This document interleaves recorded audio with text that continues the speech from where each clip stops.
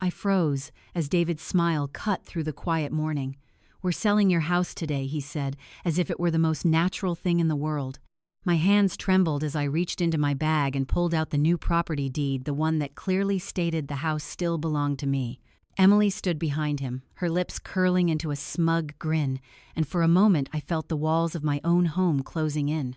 How had it come to this? My son, the boy I raised now, standing with greed in his eyes, planning to take away the life I had built. Like, subscribe, and share your thoughts with me below. What would you do in my place? Where are you watching from today? A few weeks before that awful morning, I still believed David and Emily's sudden interest in my life was a blessing. At my age, you learn to be grateful for attention. Children grow up, they move into their own routines, and phone calls become shorter, visits more practical. So when David began stopping by twice a week, bringing coffee and asking how I was managing the stairs, I let myself feel touched. I told myself my son was finally slowing down long enough to see me again. I should have paid more attention to Emily. She had always been polished in a way that made me feel slightly wrinkled just standing near her. She spoke softly, dressed beautifully, and knew how to smile while saying something sharp enough to draw blood. Still, I tried to be fair to her. Marriage is complicated. Families take time to settle. Not every cold woman is a cruel one. At first, their requests sounded harmless. "Mom, the market is changing fast," David told me. One Tuesday afternoon, sitting at my kitchen table with his laptop open. "You know, homes in this neighborhood are selling for great prices. If we make a few upgrades, this place could be worth even more." I laughed a little and kept stirring the chicken soup on the stove. "Why would I need to know that?" I asked. "I'm not going anywhere." David grinned, but it didn't reach his eyes, just thinking ahead. Emily, seated across from him with her phone in hand, looked up and said, "It's not about going anywhere, Louise. It's about being smart. A house this size is a lot for one person. Taxes, maintenance, repairs. We worry about you." That word again. Worry. It sounded loving, responsible, reasonable, but it landed wrong. I turned off the stove and carried the pot to the counter. "I've lived in this house for 36 years, I said. "I know every draft, every cracked tile, every sound the pipes make in winter. This home isn't a burden." Emily folded her hands and offered a sympathetic smile that felt rehearsed. "Of course, no one is saying it is. We're just saying maybe there are options that could make life easier." I remember looking at David then, hoping he would soften the conversation, maybe tease her for being too practical. Instead, he lowered his gaze to the laptop screen and said, "You could sell now while prices are high, move into a nice condo, and still have money left over. Still have money left over." That was the first moment I felt the chill. Not because of the suggestion itself. Plenty of grown children talk to their aging parents about downsizing. Sometimes it even comes from love.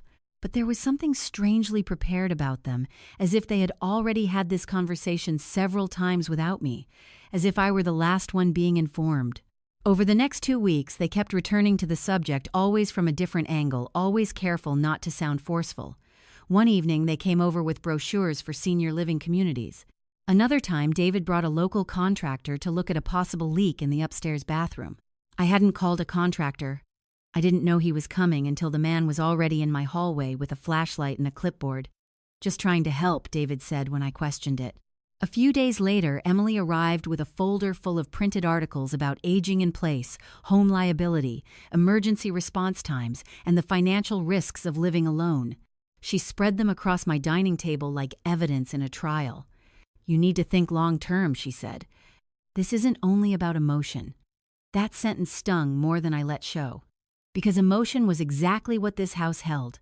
My husband Thomas had painted the nursery upstairs himself when David was born. The oak tree in the backyard still had the crooked little shelf David nailed onto it at 12, insisting it was a tree house even though it could barely hold a cat. Every corner of that house carried fingerprints of a life I had built from scratch. It was not just wood and brick. It was proof that I had survived things no one saw. But every time I tried to explain that, Emily would go quiet in that cool, superior way of hers, and David would sigh as if I were being difficult. Then came the money requests. At first, it was small enough to sound believable. David said they were short on a business payment.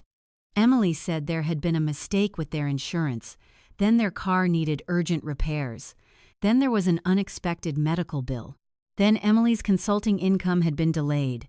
Every story came with just enough detail to sound true and just enough urgency to make refusal feel cruel. I helped because that is what mothers do, especially mothers who remember when their sons were little boys with scraped knees and frightened eyes. I wrote checks. I covered bills. I even paid for a refrigerator repair in their house when David told me the food had spoiled and they were stretched too thin, but something kept bothering me. They never looked relieved. People who are truly desperate look relieved when help arrives. They exhale. Their shoulders drop. Gratitude slips through before pride can stop it. David and Emily looked something else. Calculated. One Saturday afternoon, after I had just handed David a check for what he called a temporary tax issue, he slipped it into his jacket pocket without even glancing at the amount. "Thanks, Mom," he said. "This really helps." Emily touched my arm. "You know we'll make it right." But as they walked to the front door, I heard her whisper too low for them to think I could catch it. "She's still easier than the bank."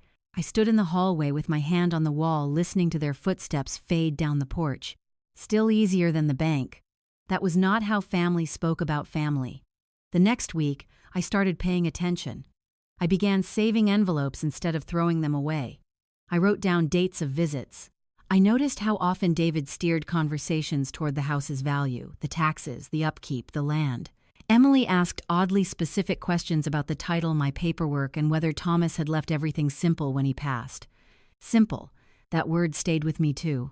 One afternoon, while Emily thought I was out in the garden, I came back inside through the side door and found her standing in my study. She was near the filing cabinet, too far from the bookshelf to pretend she had wandered in by accident. She startled when she saw me. "Oh, I was looking for the bathroom." "The bathroom is down the hall," I said. For a second, her face hardened. Then the smile returned. "Of course." I got turned around. She left the room, but I remained there, staring at the half-open cabinet drawer. That night, I barely slept. The next morning, I called my bank to confirm that nothing unusual had happened with my accounts. Everything seemed normal. Then I called the county records office with a question I framed as casual, asking what documents were needed to transfer or list a property for sale. The woman on the phone gave me the standard answer, and though she said nothing alarming, my stomach tightened anyway. A house could not be sold without the owner's authorization. So why were David and Emily acting as if the decision had already been made? My answer came by accident 3 days later. David had stopped by while I was folding laundry in the living room. He was in the kitchen taking a call, thinking I couldn't hear him. His voice was low-clipped, businesslike. "No, she hasn't signed yet," he said. "I know. Mark said if we position it as estate planning, she might stop resisting. Yes, I understand the closing window. Just give me a little more time." I went still. Mark. I knew only one Mark in their orbit. Mark Stevens, an attorney Emily had mentioned once at a Christmas dinner, calling him brilliant with family property matters. I stood there holding one of my pillowcases so tightly my hands hurt. Estate planning. Closing window. She hasn't signed yet.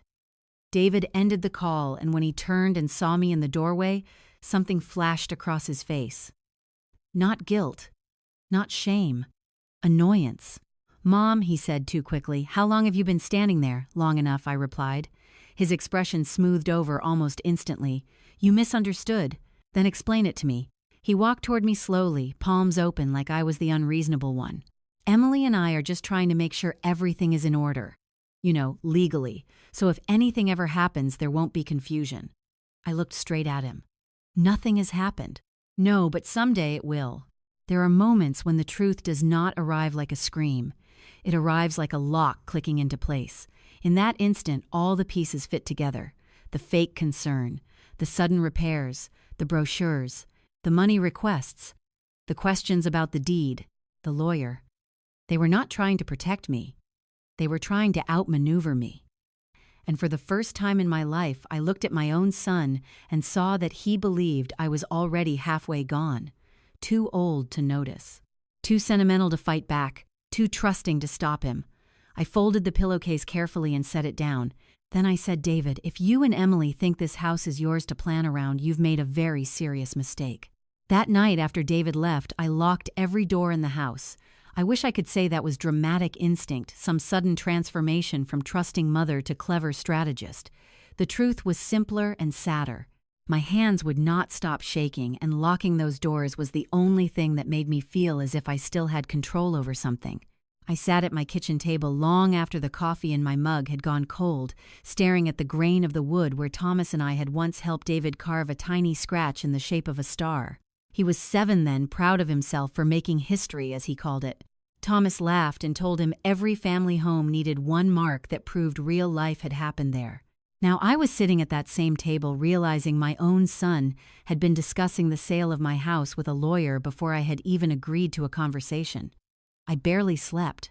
At dawn, I took out every folder in my study and laid them across the dining room table.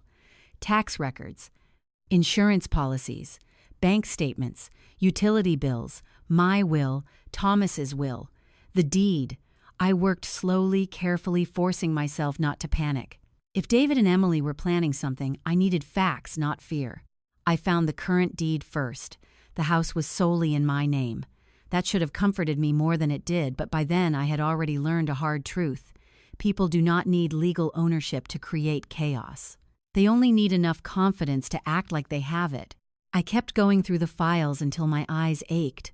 Then tucked inside an older brown envelope marked Thomas.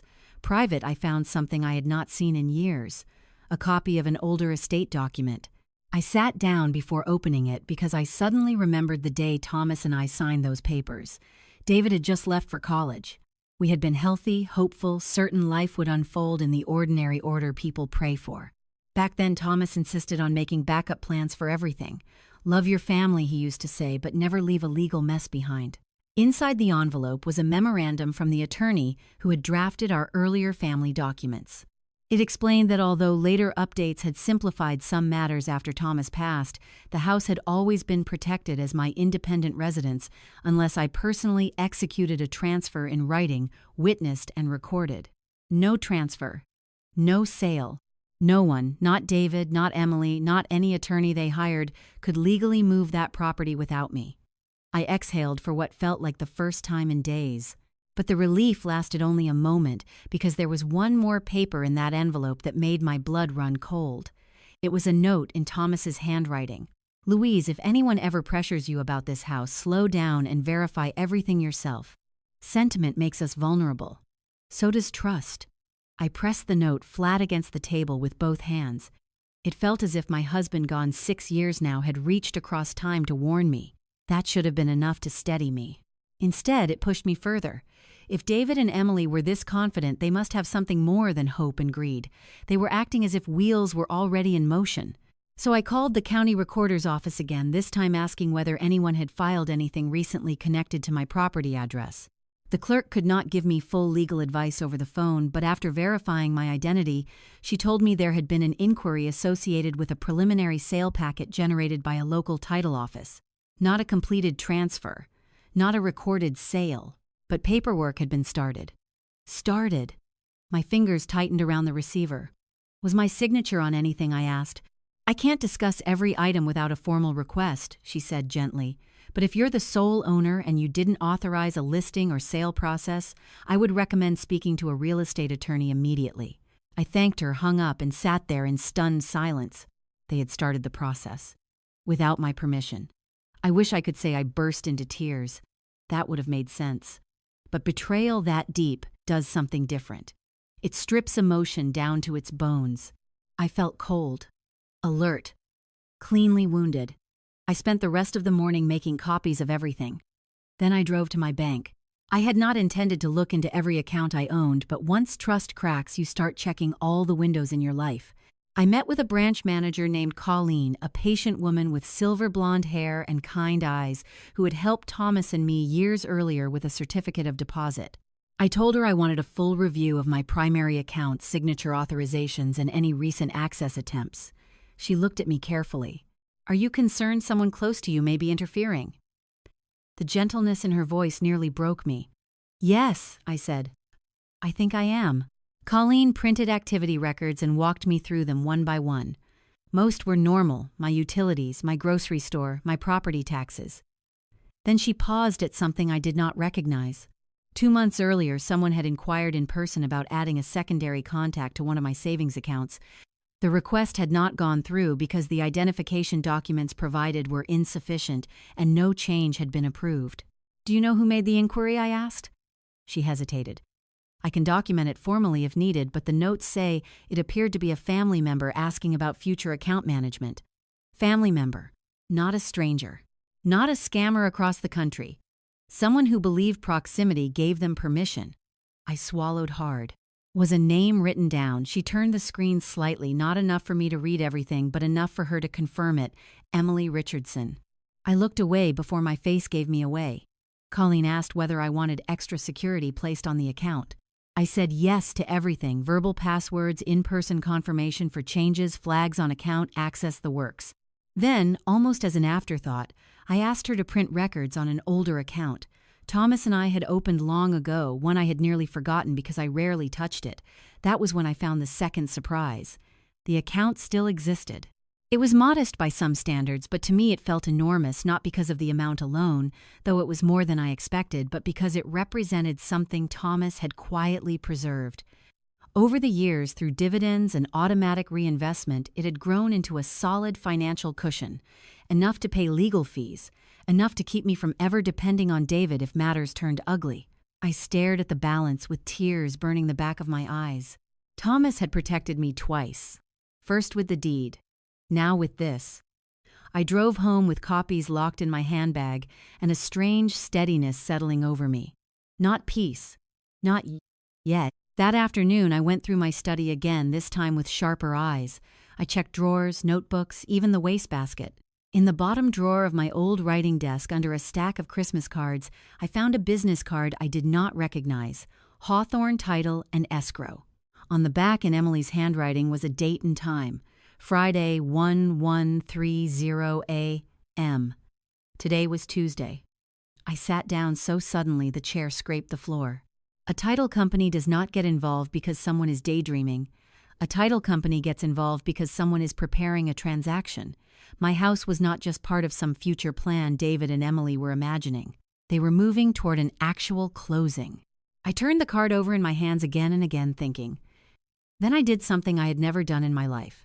I called the title company directly. I introduced myself as the legal owner of the property and asked very calmly whether there was an active file involving my address. The receptionist transferred me to a closing coordinator who became cautious the moment I identified myself. She would not give away every detail, but her silence told me enough. "Yes, ma'am," she finally said. "There is a file under review. If you believe there is an issue with authorization, I strongly recommend you submit written notice immediately."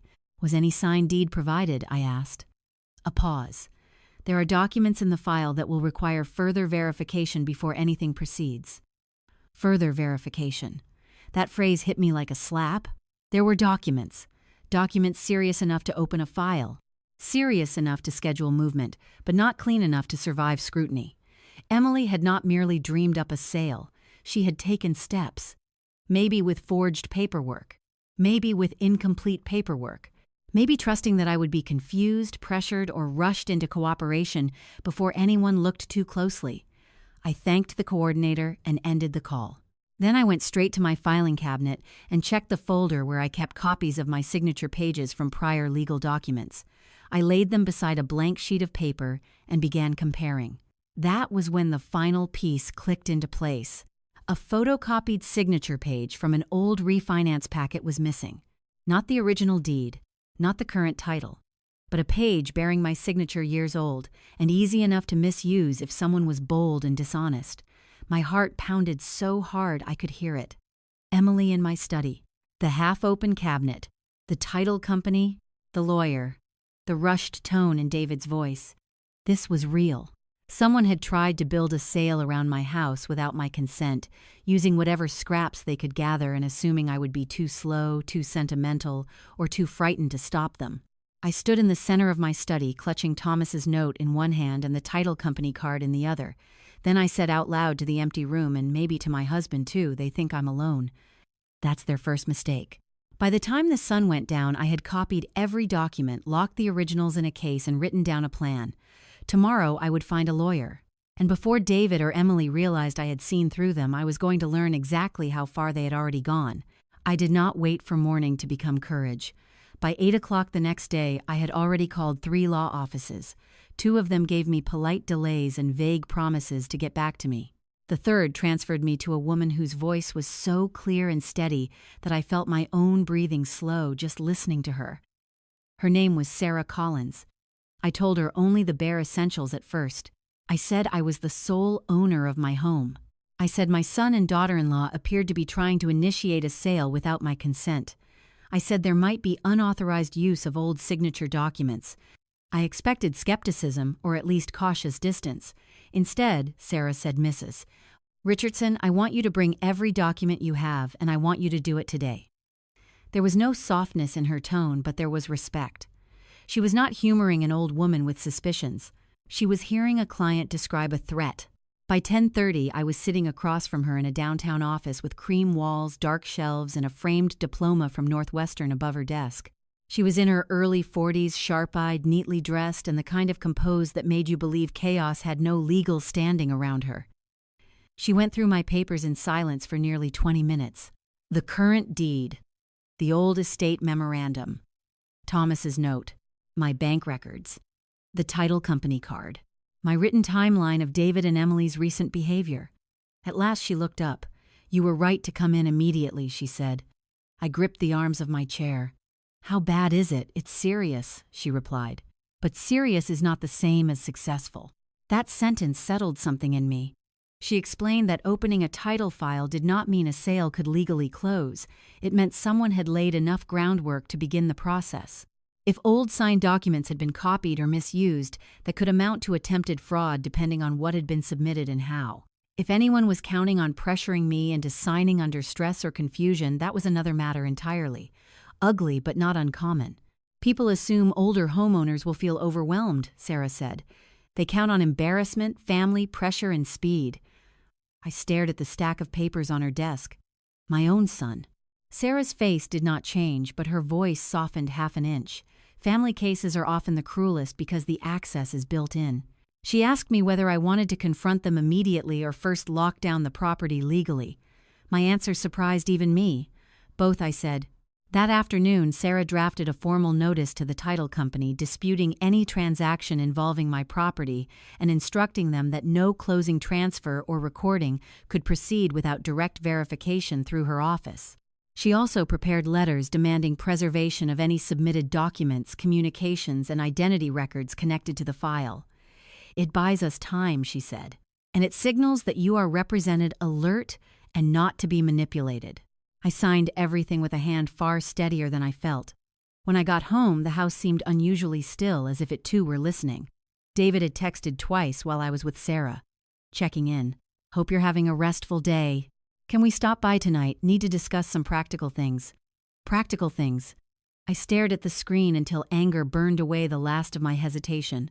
I replied, "Yes. Come at 6. You too, Emily." Then I set the dining room table for 3. Not out of hospitality, out of clarity. I wanted no confusion about what this conversation was, no casual standing in the kitchen, no Emily drifting toward my study, no David trying to soften the edges by hugging me first.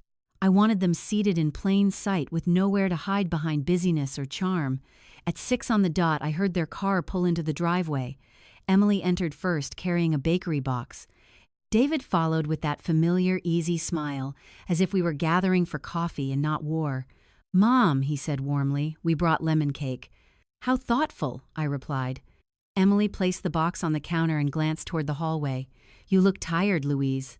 "Are you feeling all right?" There it was, that careful little probe. Health, confusion, fragility. "I'm feeling clear," I said. "Sit down." Something in my voice made them obey without another word. For a moment, none of us spoke. The grandfather clock in the living room ticked loudly enough to sound theatrical. Outside, a dog barked somewhere down the street. Emily folded and unfolded her hands in her lap. David leaned back too casually, one ankle on his knee, pretending comfort. I placed a manila folder on the table between us. David's eyes dropped to it. "What's that? The reason you're both here?" Emily gave a small laugh. "Louise, you're scaring me." "No," I said. "You're frightened because I'm no longer confused." The room changed after that. I watched it happen in real time. The warmth left David's face. Emily's spine straightened. The performance dropped just for a second, and I saw the calculation underneath. I opened the folder and removed the title company card first, laying it on the table like a playing card in a rigged game. "I found this in my desk," I said, "with your handwriting on the back, Emily." Her face remained composed, but only just. "That doesn't prove anything." "No," I agreed. "That's why I brought more." Next, I laid down copies of my deed and the estate memorandum confirming that the house remained solely mine unless I personally executed a transfer. David frowned at the papers. "Mom, nobody said otherwise." I turned to him slowly. "You told me with a smile on your face that we were selling my house." He spread his hands. "I was trying to start a conversation. A conversation with a closing date. Neither of them answered. So I kept going. I told them about my call to the county recorder's office. I told them about the preliminary sale file. I told them about the inquiry at my bank." At that, Emily's expression finally cracked. "What bank inquiry?" David asked, turning toward her. Emily shot him a warning glance. "Too late." I leaned forward. "The one where she tried to position herself around my savings account." "That is not what happened," Emily snapped. It was the first honest thing she had done all evening. She stopped pretending to be gentle. I met her stare. "Then explain what did happen." She drew in a breath through her nose and sat straighter. "I was trying to help. You have paperwork everywhere. You forget where you put things. We've all noticed it." For one stunned second, I could not speak. "Forget. We've all noticed." There it was, the weapon beneath the concern. Not just greed, a narrative. One they had probably been rehearsing in private for weeks. David leaned in calmer than she was, which somehow made it worse. "Mom, nobody is attacking you, but you have been overwhelmed lately. This house is too much, your finances are complicated, and we were trying to make the future manageable." "The future manageable for whom?" I asked. "For everyone," he said. I laughed then, but there was no humor in it. That is the answer people give when they mean themselves. Emily crossed her arms. "You're being dramatic." "No," I said quietly. "I'm being informed." I slid Sarah Collins's business card across the table. The silence that followed was the first truly satisfying moment I had felt in days. David looked at the card, then at me. "You hired a lawyer, yes." For what he asked and the outrage in his voice might have impressed me if it had not been so absurd. For the same reason people lock their doors when someone keeps trying the handle. Emily stood up so fast her chair scraped the floor. "This is unbelievable. After everything we've done for you, what have you done for me?" I interrupted. That stopped her. I rose too, not because I meant to shout, but because suddenly I could not bear speaking to them from a seated position in my own house. "What exactly have you done for me?" I repeated. "You brought brochures for places I never asked to live in. You walked contractors through my home without permission. You asked questions about my title, my accounts, my paperwork. You opened a sale file on my property. And now you want me to believe this was kindness." David stood as well. "We were trying to protect you from making bad decisions." The words hit me harder than any yell could have. I stared at my son, my boy with Thomas's jaw and my father's eyes, and understood something final. He did not believe he was stealing. He believed he was entitled. That made him more dangerous than a liar, because entitlement can dress itself as duty and sleep perfectly well at night. My voice dropped low and steady. "Listen to me carefully. This house is mine. Not emotionally mine. Not historically mine. Legally mine.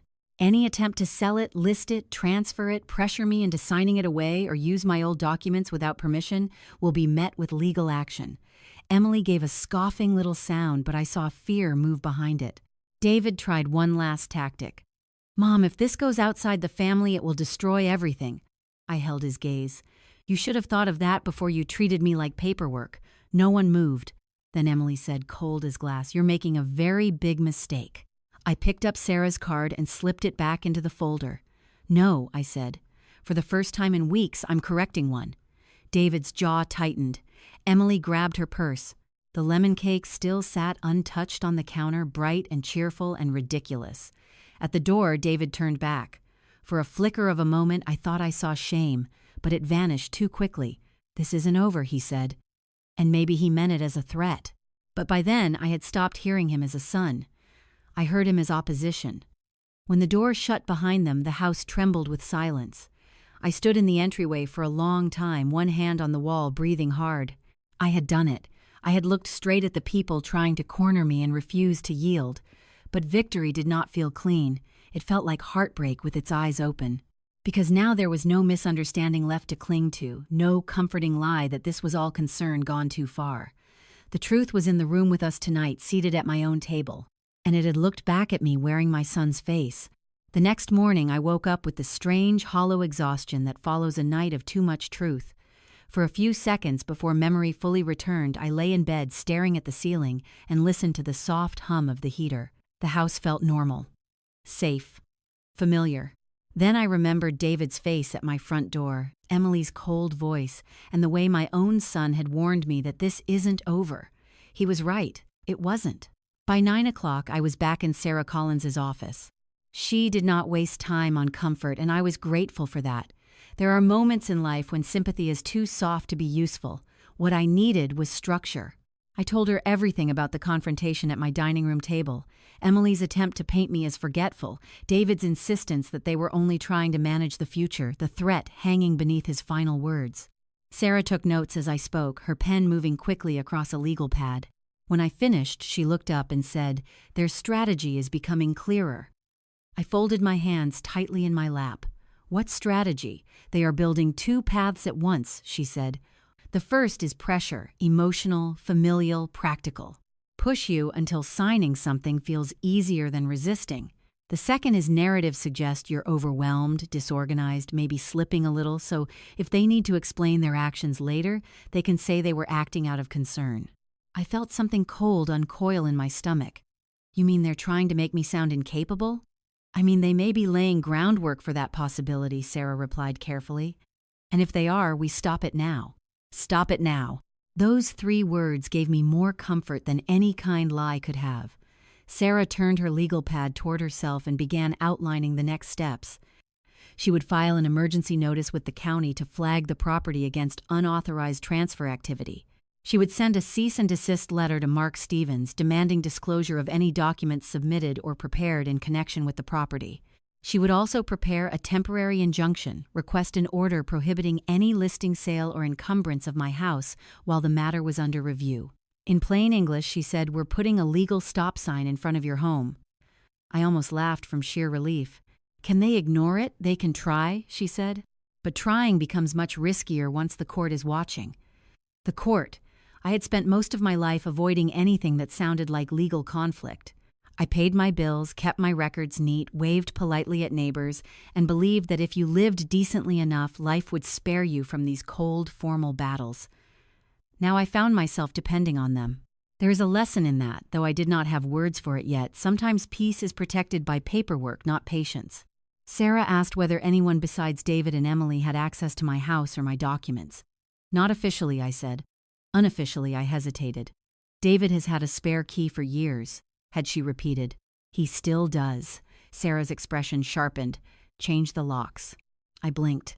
"Today, before lunch, if possible." The firmness of that answer startled me, but once she said it, I knew she was right.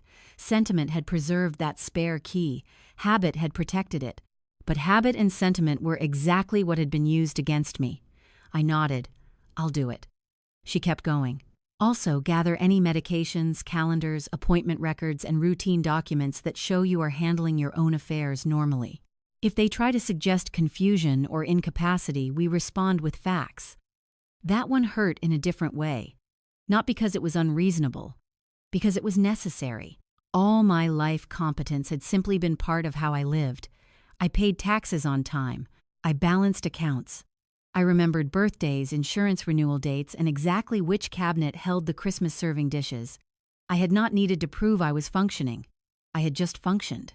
Now my own family might force me to document my sanity like evidence. By noon, I was back home with a locksmith in my driveway. His name was Terrence, a broad-shouldered man in his 50s with a quiet, respectful manner. He did not ask nosy questions, which I appreciated, but when he removed the old deadbolt and held it in one hand, he glanced at me and said, "You'd be surprised how many folks wait too long to do this after trust changes. Trust changes."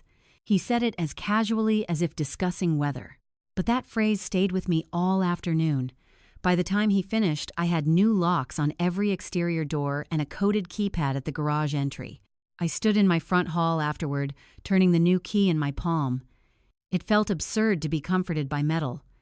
And yet I was. Next came the harder part. I had just finished organizing my medical records and bank statements into folders when my phone rang. Emily. I stared at the screen until it almost stopped vibrating.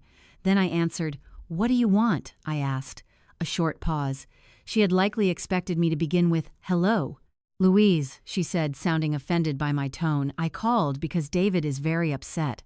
I imagine he is. This whole legal thing is humiliating." I sat down slowly at the kitchen table. "Humiliating for whom?" "For the family," she said quickly. "Do you have any idea what people will think if this gets out?" There it was again, not remorse, not apology, not even denial. Reputation. Appearance. Image. I kept my voice even. "You were not worried about family humiliation when you tried to move my house through a title company. You keep saying that like it's proven." "It will be." Her breath caught sharply over the line. "You don't understand how complicated these situations are." "No," I said. "You don't understand how simple this one is. It is my house." For a moment, neither of us spoke. Then Emily said in a quieter tone, "You're letting outsiders turn you against your own son." That almost worked. It hit the softest part of me, the part that still wanted this to be salvageable, still wanted David to wake up from whatever greed and self-justification had swallowed him. But grief had made one thing clear: love is not the same as surrender. "I am not against my son," I said. "I am against what he is doing." Emily's voice hardened. "You're being manipulated." I looked around my kitchen at the yellow curtains I had sewn myself, at Thomas's old salt and pepper shakers on the windowsill, at the neat stack of legal folders beside me. "No," I said. "Not anymore." I hung up before she could answer. An hour later, Sarah called. "The temporary injunction request is being prepared," she said. Also, Mark Stevens's office responded faster than expected. My pulse kicked up. What did he say? He denied wrongdoing naturally. But he was careful, too careful. He claims his office was only involved in exploratory estate planning discussions and had no intention of proceeding without proper authorization. I let out a hard, bitter breath. "That's a lie." "It may be a partial truth, shaped to survive later scrutiny," Sarah said, "which is often more dangerous." I understood exactly what she meant. A full lie can be exposed. A half-truth wears a suit and asks for patience. "Did he mention any submitted documents?" I asked. "Not directly," she said. "But his response confirmed awareness of your property file and an anticipated transaction timeline." My hand tightened around the phone. "So they were moving ahead." "Yes," Sarah said. "And now they know you've interrupted it." Interrupted. Such a calm word for placing your body in front of something that meant to crush you.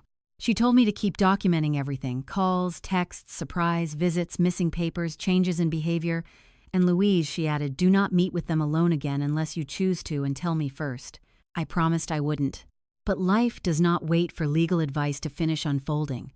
That evening, just before sunset, I noticed movement near the side of the house. At first, I thought it was a delivery driver turning around in the driveway. Then I looked through the lace curtain over my kitchen sink and saw Emily standing near the side gate, one hand on the latch, peering toward my backyard. I went still. She was not approaching the front door. She was not calling out my name. She was not there by accident. I stepped quietly into the hallway and watched through the narrow glass panel beside the side entrance. She tried the gate, frowned, then took out her phone and looked around as if calculating whether anyone could see her. My throat went dry. She was checking access. Maybe for papers, maybe for the house, maybe just to see whether the locks had changed and how alert I had become. It didn't matter which. The meaning was the same. I opened the side door, so suddenly she jumped. "What are you doing here?" I asked. Her hand flew to her chest. "Louise, you scared me." "That wasn't difficult." She gave a shaky little laugh. "I was just going to come around front." "Then why were you trying the gate?" She recovered quickly, but not fully. "I thought I left my scarf in the yard the other day." In February, the silence between us turned sharp as broken glass. She straightened, smoothing the front of her coat. "You really have become suspicious. And you really have become careless." Her face changed then. The sweetness vanished. Not slipped, vanished. "You're making this uglier than it needs to be," she said. I stepped fully into the doorway, keeping one hand on the knob. "No, Emily. You and David did that. I'm just making sure it stops." Her eyes flicked once toward the lock. New hardware. New color. She noticed. Good. Then she smiled, but it was a dead thing. You can't stop everything with paperwork. I looked her right in the eye. Watch me. She turned and walked back to her car without another word. I locked the door the second she drove away. Then I stood there in the growing dark, heart pounding, and realized the battle had shifted. This was no longer about persuasion, no longer about subtle pressure or family discussions over coffee. Now it was open. They knew I was resisting. I knew they had crossed the line, and the law was beginning to step between us. For the first time since David smiled and told me they were selling my house, I no longer felt merely afraid. I felt armed. The hardest part was not the legal paperwork. It was the waiting. People who have never lived through a family betrayal imagine the worst moments are the arguments, the threats, the final confrontation at the door. But in my experience, the real damage happens in the quiet hours in between, when the house is still, when the phone is silent, when your mind begins replaying every conversation from the last 10 years, asking itself what was love, what was habit, and what had been calculation all along. For the next several days, I moved through my own home as if it were both sanctuary and evidence. I made coffee every morning and barely drank it. I checked the locks before bed, and then once more after I was already in my nightgown. I kept a yellow legal pad on the kitchen counter and wrote down everything: phone calls, texts, the time Emily appeared near my side gate, the exact wording of David's last messages. Sarah had told me documentation mattered, facts mattered, timing mattered. So I turned my grief into notes. David texted twice the day after Emily came to the house. Mom, please stop escalating this. We need to talk like family, not enemies. I read both messages 3 times before setting the phone face down on the table. That was one of the cruelest tricks in the whole ordeal, how quickly the people doing harm reach for words like family once consequences arrive. They want the softness of family when they no longer have the advantage of secrecy. I did not answer. Sarah called that afternoon to let me know the temporary injunction request had been filed, and that alone changed something inside me. Not everything, but something. My fear had been shapeless until then, too large and too personal to hold. Once legal action began, the problem had edges. It had dates, filings, procedures. It could be named. They may react badly when they realize how serious this has become, Sarah warned. I almost laughed. They already are. I mean, strategically, she said. If their pressure campaign has failed, they may change methods.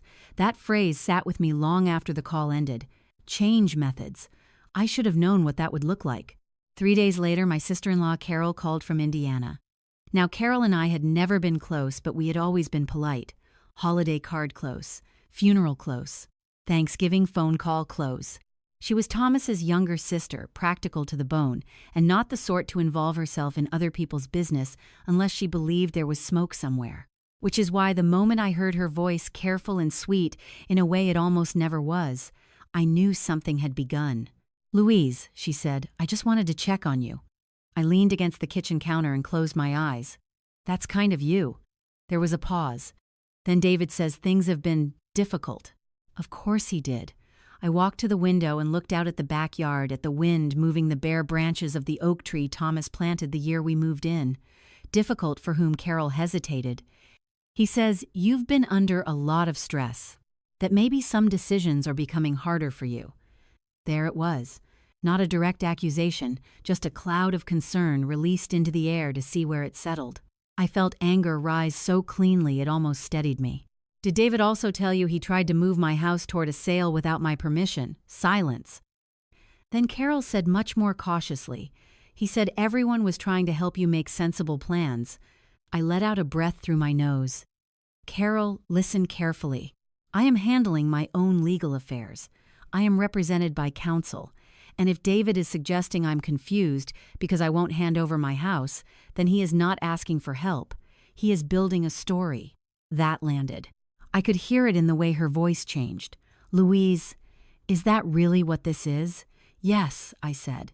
And I'd appreciate it if you did not participate in spreading it. We ended the call politely, but after I hung up, I stood in my kitchen with my hands still gripping the phone. Sarah had been right. They were changing methods. The pressure was no longer only private, it was social now. Relational. They were testing whether concern could be weaponized through family. By that evening, I had heard from 2 more people. One was an old church friend asking in a hesitant tone whether I needed help sorting paperwork. The other was David's college friend's wife, of all people, who sent me a saccharine text saying she had heard I might be considering next-step housing options and knew a lovely realtor. I sat at my dining room table staring at the message until my vision blurred. I had not cried yet, not properly. I had been too shocked, too angry, too busy, but that text did it. Because suddenly it wasn't just about the house, it was about being publicly repositioned in my own life, turned from homeowner into fragile widow, from competent adult into difficult elder, from mother into obstacle.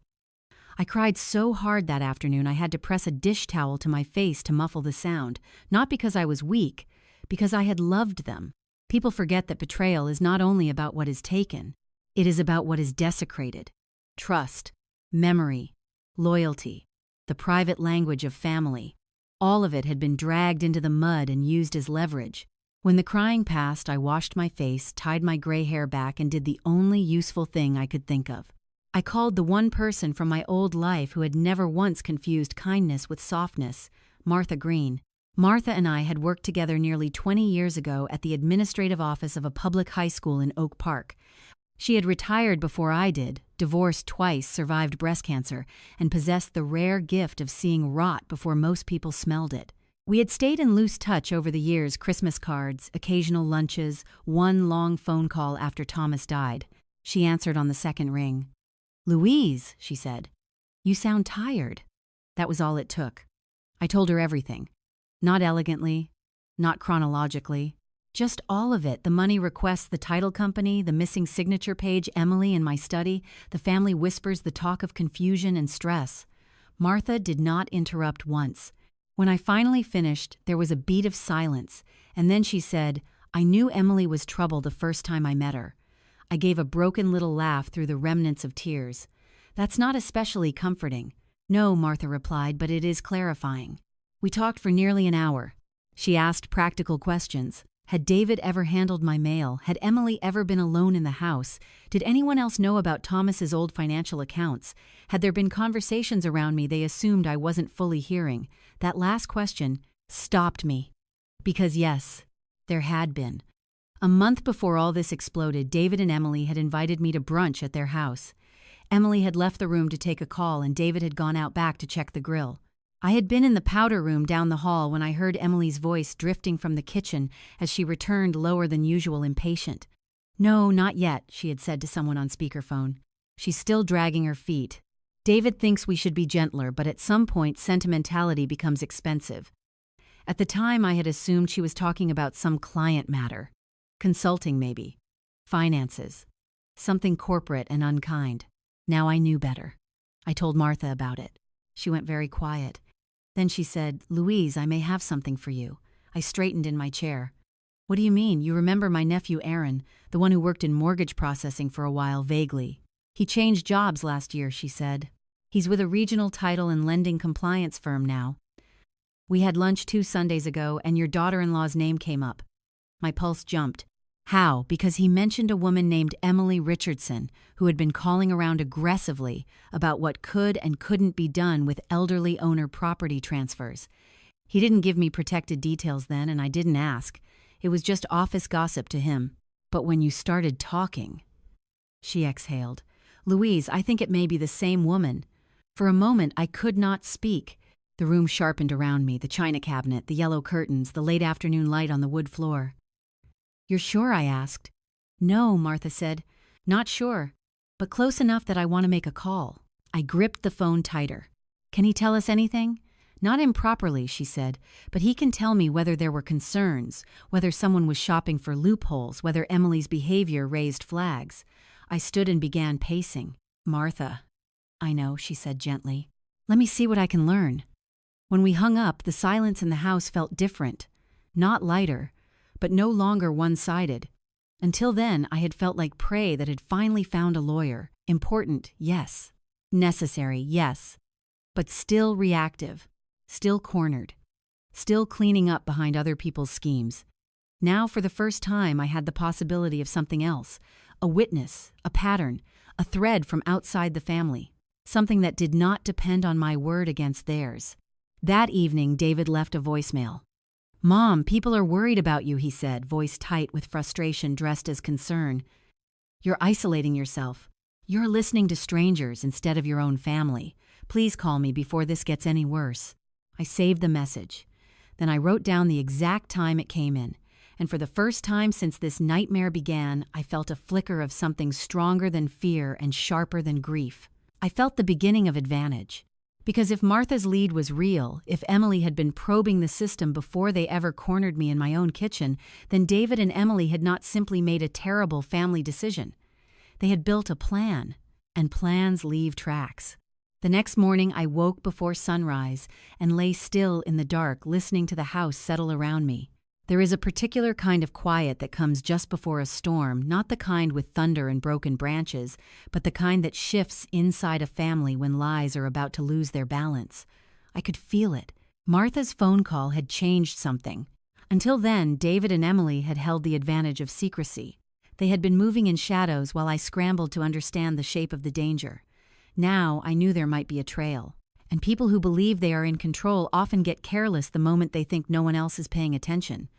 At 9:15, Martha called. I answered so quickly I nearly dropped the phone. "Well?" I asked. She did not waste time. Aaron couldn't give me anything confidential, and I didn't ask him to. But he confirmed enough. I sat down hard at the kitchen table. "Emily Richardson has contacted multiple people over the last 6 weeks asking about transfer procedures involving older homeowners," Martha said. "Not in a normal, broad estate planning way. Specifically asking what kinds of documents might move a file forward before the owner appeared in person. What could be preloaded into a title packet? What happens if a seller is hesitant? That sort of thing." My stomach turned. "She was looking for loopholes," I said. "Yes," Martha replied. "And according to Aaron, one office flagged her as unusually aggressive." I pressed my hand flat to the table. Did David know Martha was quiet for a moment? "Louise, a woman like Emily doesn't make calls like that unless she believes the person closest to the property can be managed." Whether David made the calls or not, I'd bet my pension he knew the direction of the plan. I thanked her, wrote everything down, and called Sarah immediately. She listened without interrupting, then said, "This is important. Not because it proves everything by itself, but because it shows pattern and intent." Intent. That word mattered. Sarah explained that bad family behavior can hide behind misunderstanding, but a pattern of pre-planning shopping for procedural shortcuts, testing boundaries, exploring ways around direct authorization looked far less innocent. "Email me a written summary of exactly what Martha told you," Sarah said. "Names, dates, approximate timeline. We may not use every piece directly, but I want it documented." After I hung up, I sat there in the kitchen with my notebook open, and another memory rose to the surface. It came with such force that I actually stopped writing. A storage unit. Not mine. David's. 2 years earlier, when David and Emily were between houses for a few months, they had rented a storage unit and asked if I could hold on to some extra mail for them. It had seemed harmless. Temporary. The kind of logistical favor families do without thinking. I remembered one afternoon helping David sort through a stack of envelopes that had accumulated on my entry table. One of them, by mistake, had opened when it caught on another flap. Inside was a property appraisal. Not for my house, for a small cabin in Wisconsin that had belonged to Thomas's Aunt Helen and passed through the family years ago. At the time, I assumed David had somehow gotten involved in helping a cousin manage paperwork. I had asked about it casually, and David had brushed it off. "Just helping someone look at options," he said. I had let it go. Now I did not. I went straight to my study and pulled out an old household ledger where I often jotted practical things, delivery dates, furnace inspections, temporary addresses. Sure enough, there it was in my own handwriting. "Hold David's overflow mail, unit lease through October." A few pages later, I found another note, appraisal envelope, cabin property, ask later. I closed the ledger and stared at it. That cabin had been family property, but not David's to manage, not Emily's either. If they had been circling that asset too. I called my cousin Janet in Milwaukee, Thomas's side of the family, one of the few people who still kept track of the tangled branches of old inherited property. After a warm hello and some awkward catching up, I asked as lightly as I could, "Whatever happened with Aunt Helen's cabin?" Janet snorted softly. "That mess. We sold it last year." My grip tightened on the phone. "Sold it, yes," she said. Why? I kept my tone neutral. Just curious. I found an old note and remembered David once mentioned something about an appraisal. There was a pause. Then Janet said much more slowly, "That's odd." "Why?" "Because David did reach out at one point," she said. "Not officially, you understand. He called me saying he wanted to help the family avoid delays and asked whether I'd thought about moving faster on the sale. He even mentioned a buyer who liked quiet properties." The room tilted slightly. "What did you tell him?" I asked. "That it wasn't his business," Janet replied, crisp as ever. "And later, when the sale did happen, he called again, asking whether the funds had already been distributed." I closed my eyes. Not just my house. Not just me. A pattern. A reaching hand. "Janet," I said carefully, "did Emily ever contact you too?" Another pause. "No, but now that you ask, someone from a title office left me a voicemail around that time asking whether all interested parties were ready to proceed. I assumed it was a clerical mix-up." I could hardly breathe. A title office, again. When we ended the call, I stood motionless in the middle of my kitchen, staring out the window without seeing the yard at all. The betrayal was stretching backward now, revealing roots I had never imagined. David and Emily had not suddenly snapped under pressure. This was not one bad decision made in panic. They had been circling family assets before, testing leverage, watching who was vulnerable, what was loosely held where emotion might create an opening. I called Sarah again and told her everything. "This is very useful," she said. "It doesn't automatically make your current case about those other matters, but it helps establish that this may not be an isolated misunderstanding. It suggests a broader pattern of opportunism." "Opportunism," I repeated bitterly. "That's my legal word," she said. "You're allowed to have a stronger one." I almost smiled. By late afternoon, I had one more unpleasant task ahead of me, checking the upstairs cedar chest, where I kept older family papers, greeting cards, obituary notices, and a few personal things that I rarely touched. If David and Emily had ever been in my study looking for documents, they may also have searched other places. The chest was at the foot of the guest bed, and opening it released that familiar dry scent of wood and old fabric. Inside were neatly folded quilts, Thomas's army photograph, David's second-grade report card, and a stack of envelopes tied with pale ribbon. At first, everything looked untouched. Then I noticed one box sitting slightly crooked beneath the quilts. It was a small tin where I kept copies of older insurance papers and some family property correspondence from Thomas's side. When I opened it, the contents were not missing exactly. They were disturbed, reordered. One envelope had been slit open across the side instead of at the top the way I would have done it. I sat down on the bed and went through every page. That was when I found a photocopy of a handwritten note from Thomas's Aunt Helen, the same aunt connected to the Wisconsin cabin. It listed several old family assets in plain language, including the cabin, some bonds that had since been cashed out, and a brief mention of Louise's residence protected separately. My residence protected separately. The words hit me like a strike of light. That note alone had no controlling legal force, but it reflected long-standing family awareness that my home was separate from any shared inheritance questions. If David or Emily had found that, then they had known that my house was not some vague future family asset waiting to be managed. They had moved anyway. Not from confusion. Not from concern. From greed sharpened by information. I took the note downstairs, copied it, and added it to the file for Sarah. Then just before dinner there was a knock at my door. Not a bell, a knock. When I looked through the peephole, David stood on the porch alone. For one wild second, I considered not answering at all, but something in his posture made me pause. He did not look triumphant or angry. He looked strained, tired, cornered. I opened the door but left the screen locked. "What do you want?" I asked. He looked at the screen between us and gave a tight smile. "You changed the locks." "Yes." He glanced down, then back at me. "Mom, we need to stop this before it gets bigger." That phrase again. Bigger. As if the size of the fire mattered more than who lit the match. "It already is bigger," I said. He frowned. "What does that mean?" "It means I know this didn't start with my house." Something flashed across his face so quickly that another person might have missed it. Recognition. Then denial covered it. "I don't know what Emily has been telling you. This isn't about what Emily told me." He shifted his weight. "Then what is it about?" I looked straight at him. The Wisconsin cabin. The title calls. The questions about older owner property transfers. The missing papers. The family assets you started circling long before you smiled at me and announced you were selling my home. He went completely still. That stillness told me more than any confession could have. For a few seconds, neither of us spoke.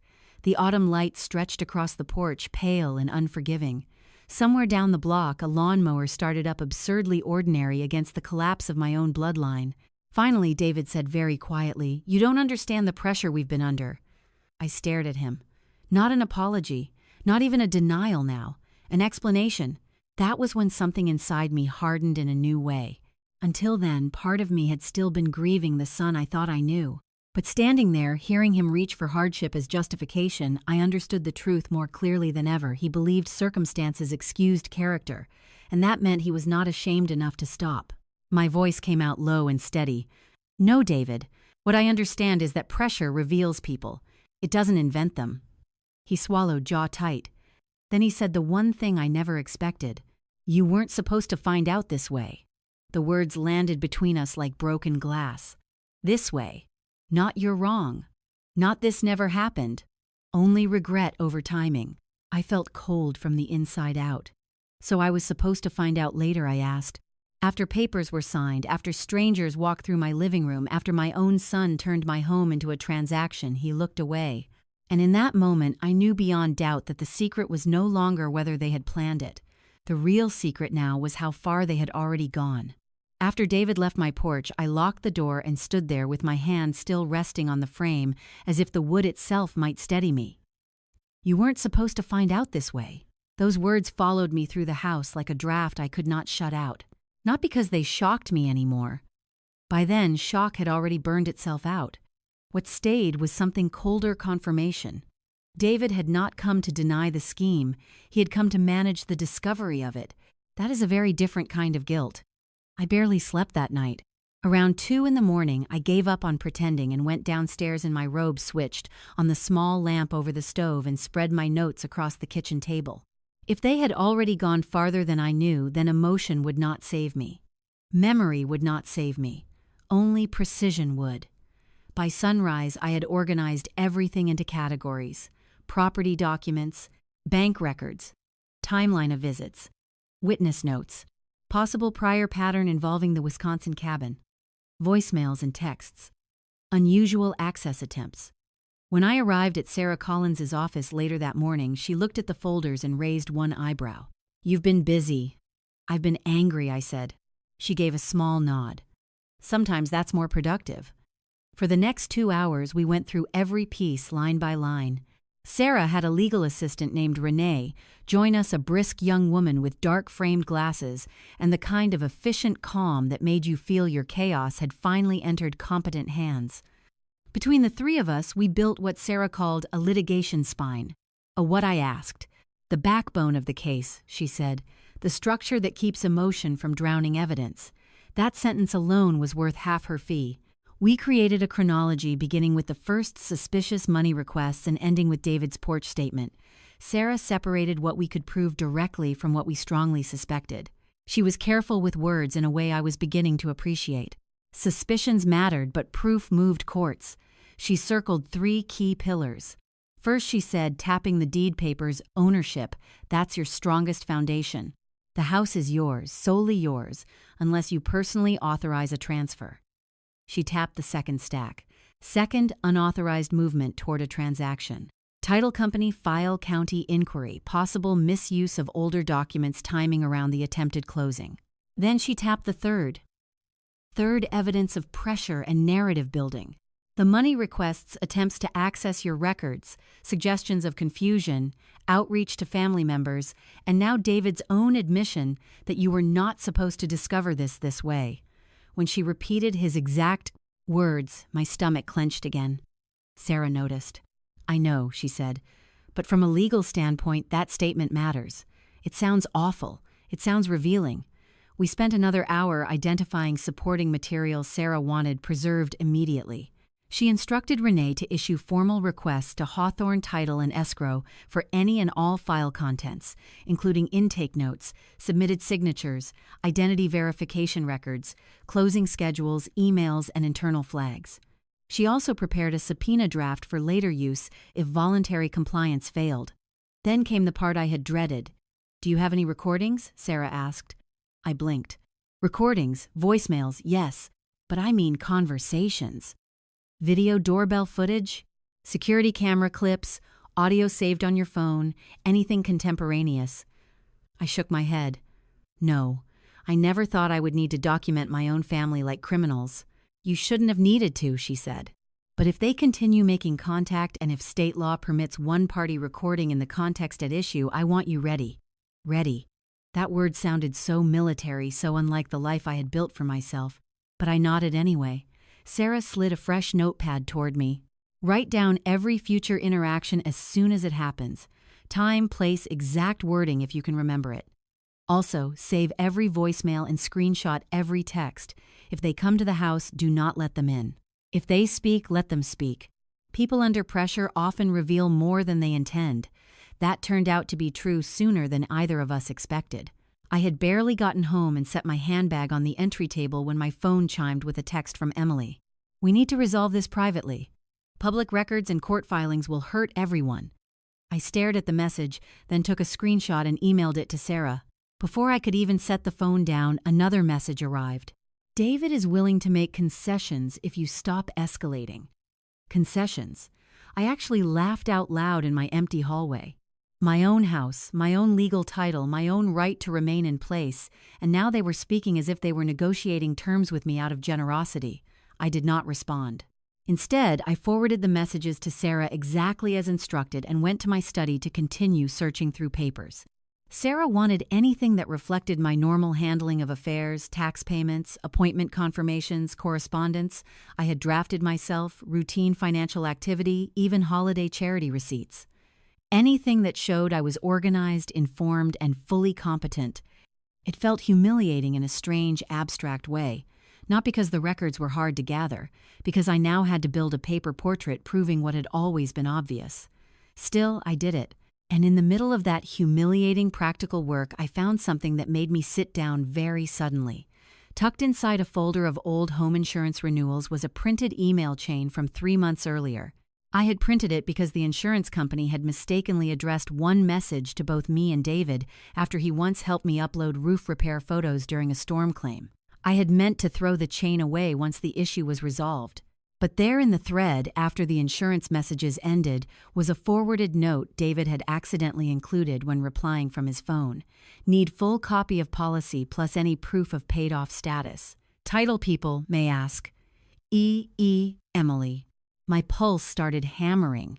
Title people may ask. This was before the confrontation, before the county inquiry I knew about, before the title company card I found. It was older than all of that, which meant the planning had begun even earlier than I realized. I took the email chain straight to my scanner, made a digital copy, and sent it to Sarah with the subject line, "Found this possible prior coordination." She called me within 10 minutes. "This is excellent," she said. I almost objected to that word, but I knew what she meant. Excellent, how I asked. Because it links David and Emily directly to transaction preparation language before any supposed concern-driven family discussions became urgent. It suggests coordination, not confusion. Coordination. Another legal word. Another hard truth wrapped in professional calm. By late afternoon, Sarah had asked me to come back in for a brief follow-up meeting because she wanted to finalize the injunction package and discuss hearing strategy. When I returned, Renee had assembled a binder so thick it startled me, my life reduced to tabs. Sarah walked me through it carefully. Section 1, Ownership Documents. Section 2, Attempts to initiate sale activity. Section 3, Financial boundary concerns. Section 4, Witness or third-party context. Section 5, Communications showing pressure, manipulation, or timeline inconsistencies. Then she flipped to a page near the back. I also want to prepare for the possibility that they'll claim all of this was informal family planning and that you misunderstood. I felt my jaw tighten. How do we answer that with consistency, she said. With dates? With records? And with the fact that innocent family planning does not require title inquiries, aggressive procedural calls, missing signature pages, and pressure dressed as concern. I nodded slowly. She looked at me over the binder. Louise, the strength of your case is not only that they were wrong, it's that they were methodical. There was something chilling about hearing that said out loud, but also empowering, because method leaves traces, and traces can be followed. Then Sarah brought up something else. If there is a hearing, opposing counsel may try to provoke you emotionally. They may imply you're hurt, angry, dramatic, or confused by complex paperwork. They may try to make your pain look like instability. I looked down at my hands. I am hurt. I know, she said. That's why you must not let them confuse hurt with incapacity. I sat very still after that. In some ways, that sentence became the center of everything for me. Hurt is not incapacity. Grief is not incompetence. Betrayal does not erase clarity. I repeated those truths to myself the whole drive home, but the day still had one more turn waiting for me. Around 7 that evening, just as dusk was settling over the yard, my doorbell camera alert went off on my phone. I opened the live feed and saw Emily standing on my porch, perfectly dressed, holding what looked like a white envelope in both hands. I did not open the door. Instead, I watched through the app as she rang once, then twice, then lifted her face toward the camera with a sorrowful expression so theatrical I nearly admired it. "Louise," she called softly, "I brought something for you. Please, I just want to help fix this." I kept watching. After a long pause, she slid the envelope under the doormat and left. I waited until her car was gone before retrieving it with gloves from my kitchen drawer, more out of Sarah's influence than my own instincts. Inside was a typed letter. No apology, no denial, no admission. It was a proposed family resolution. If I agreed to list the house voluntarily within 60 days, David and Emily would assist me in relocating, help manage the proceeds, and ensure I was supported through transition. In return, they would avoid the stress and publicity of unnecessary legal proceedings. I read it twice, then a third time just to be sure the words were as obscene as they first appeared. It was not peace they were offering. It was surrender with softer stationery. I photographed every page and sent it to Sarah immediately. Her reply came back in less than 5 minutes. "Do not respond. This is pressure. Also, this may help us more than them." I sat at my kitchen table with Emily's letter beside my plate and let that sink in. They were still trying to move me even now. Still trying to package theft as support. Still trying to avoid a judge looking too closely. And if they were this desperate to settle privately, then perhaps Sarah was right. Perhaps our evidence was already stronger than they wanted to admit.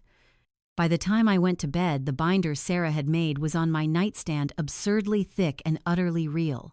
For the first time since this began, I no longer felt like I was merely defending myself. I felt like I was building a case they could not easily escape. And somewhere beneath the exhaustion, beneath the grief and disgust and disbelief, another emotion was beginning to rise. Not hope, not yet, but the disciplined shape of it.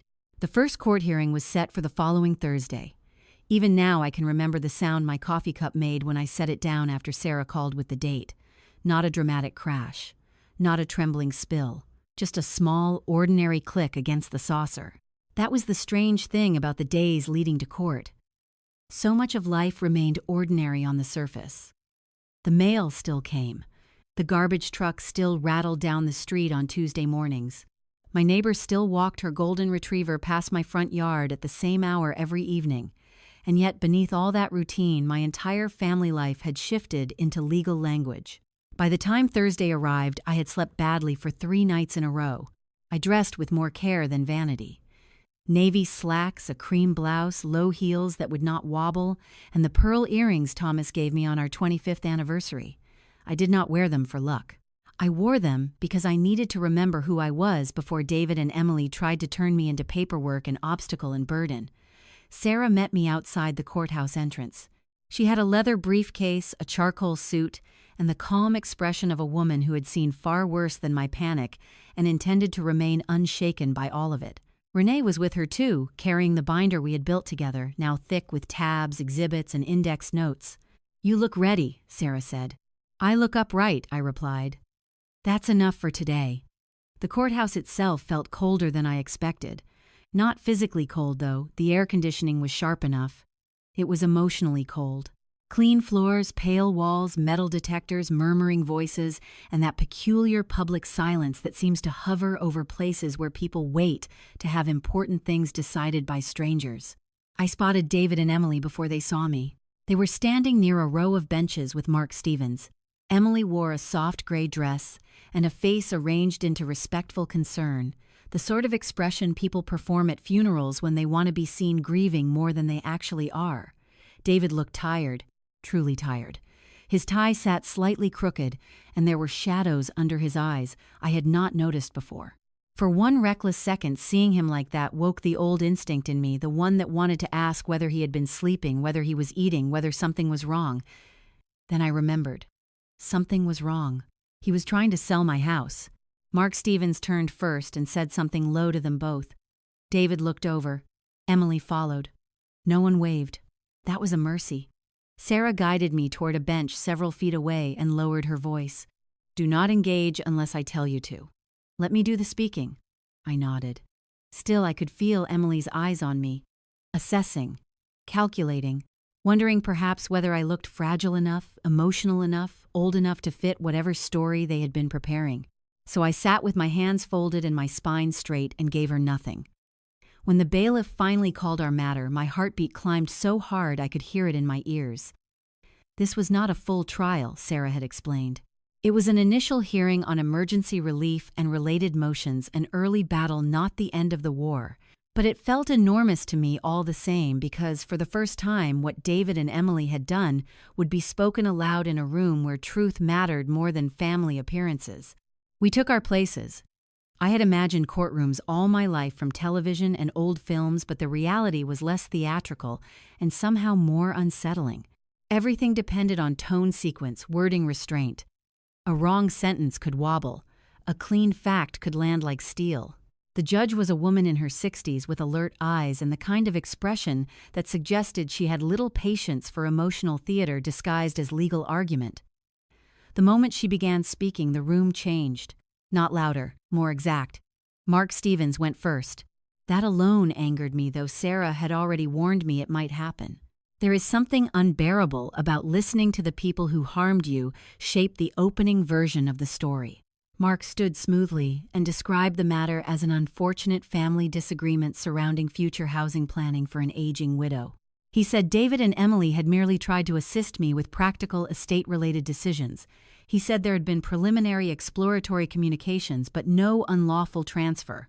He said my reaction had been fueled by fear, grief, and what he carefully termed possible misunderstanding of document significance.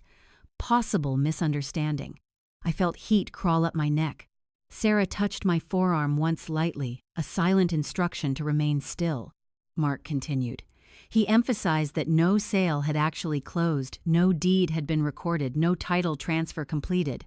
He called the legal action premature and suggested that private family mediation would be more appropriate than public escalation. That was when I realized something important. They were not going to deny the planning. They were going to minimize it, make it sound harmless, sensible, almost loving. When Mark sat down, Sarah rose. If Mark's performance had been polished, Sarah's was surgical. She began simply, "This is not a misunderstanding," she said.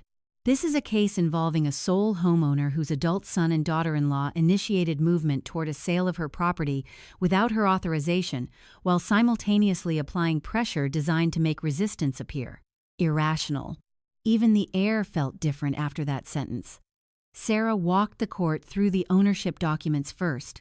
Clear title, sole ownership, no executed transfer, no ambiguity. Then she moved to the title activity. She presented the Hawthorne title and escrow file notice, the timeline around the anticipated Friday meeting, the evidence of preparatory document collection, and the communication indicating title people may ask for proof of paid off. Status and policy information. She emphasized that while no sale had yet been completed, steps had been taken toward one. "These are not abstract family conversations," she said. "These are transaction-oriented acts." My heart pounded so hard I could barely breathe. Mark objected twice, once to characterization, once to what he called speculative inference, but the judge overruled one objection and limited the other. Sarah never lost her rhythm. Then she turned to the pressure campaign. She referenced the repeated money requests tied to increasing conversation about the house, the attempted financial inquiry at my bank, Emily's presence in my study near my files, the outreach to extended family implying I was stressed and struggling, the typed family resolution letter pressuring me to list the house within 60 days to avoid publicity and litigation. Sarah held up the letter. In plain English, she said they asked the homeowner to surrender under threat of reputational discomfort after being placed on notice that their conduct was under legal scrutiny. Even the judge's expression sharpened at that. Mark rose again and argued that family members often assist aging parents in emotionally difficult housing transitions, and that my response had transformed concern into accusation. He said the letter showed a desire to resolve matters peacefully. He said the title contacts were merely exploratory because the family had hoped to prepare for options. Prepare for options.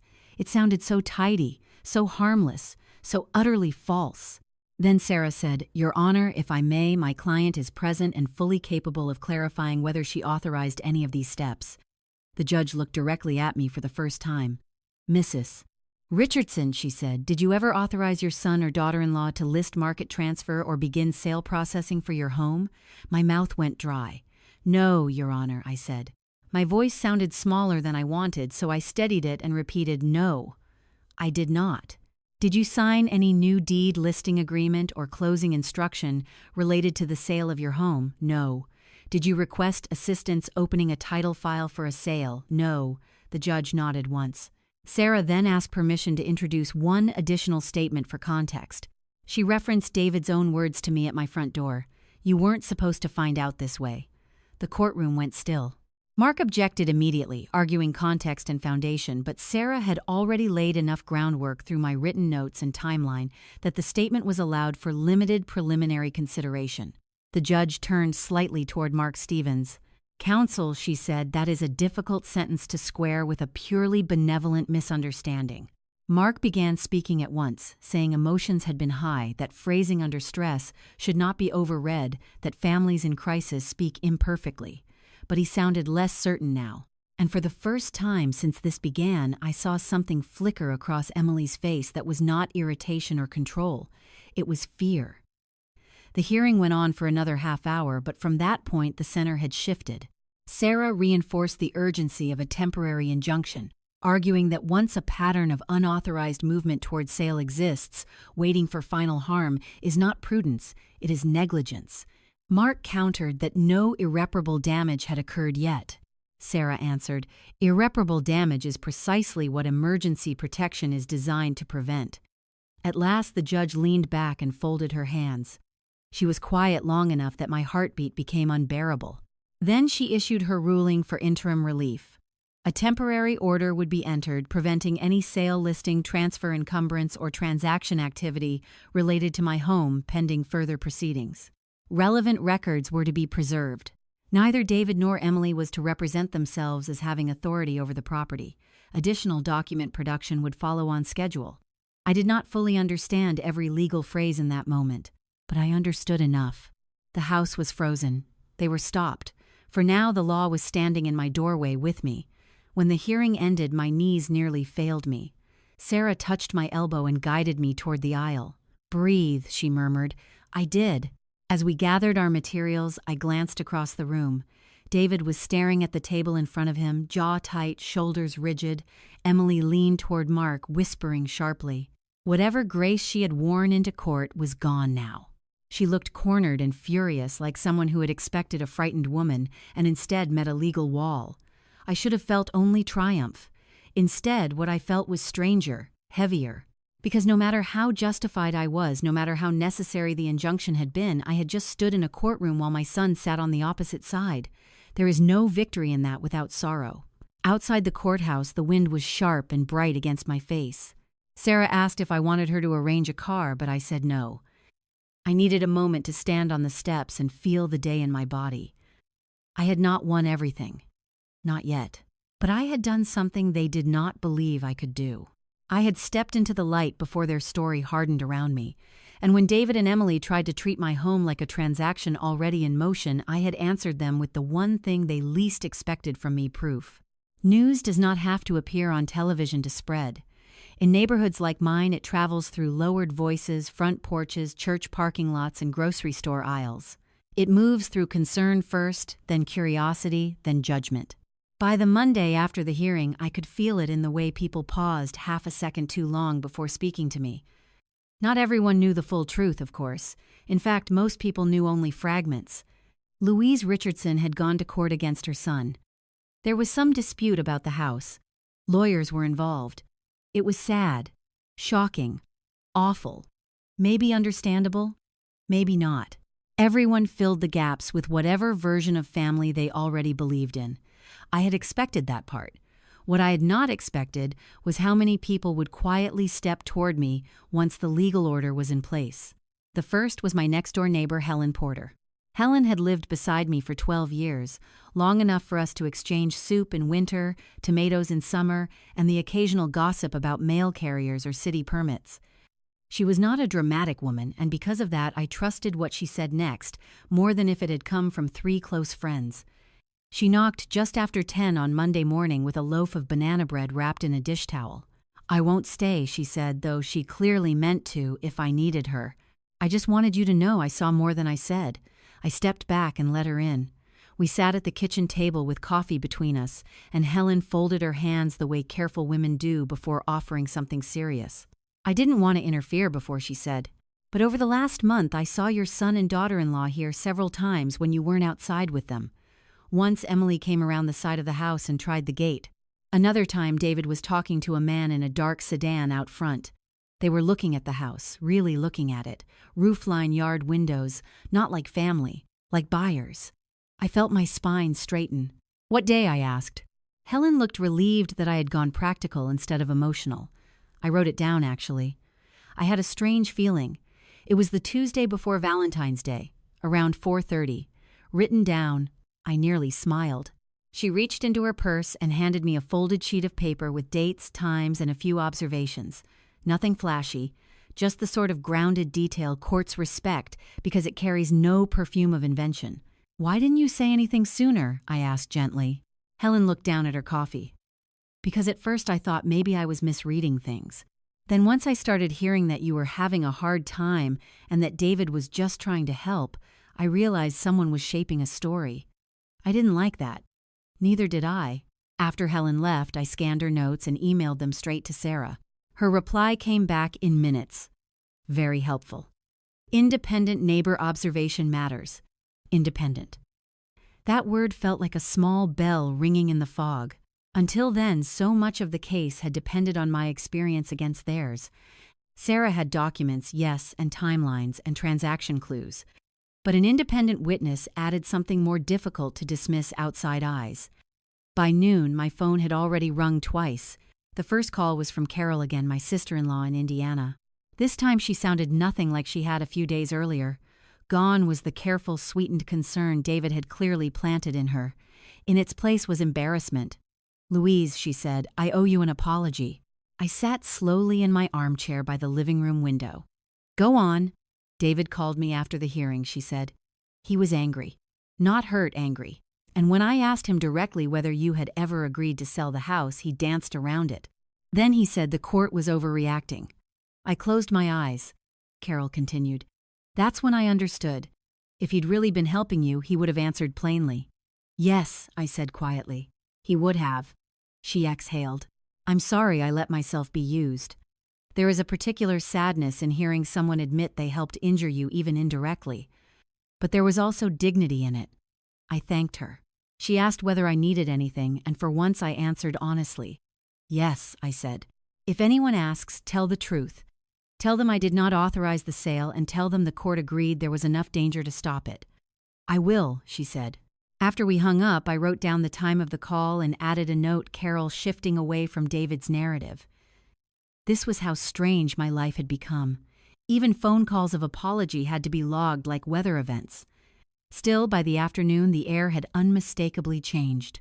At 3 o'clock, Sarah called with updates. "Hawthorne Title and Escrow has begun producing records," she said. "Not everything yet, but enough to confirm internal concern." I sat up straighter. What kind of concern? There are staff notes indicating the file needed heightened verification because the owner had not yet appeared personally. There's also mention of pressure around timing. My hand tightened around the phone.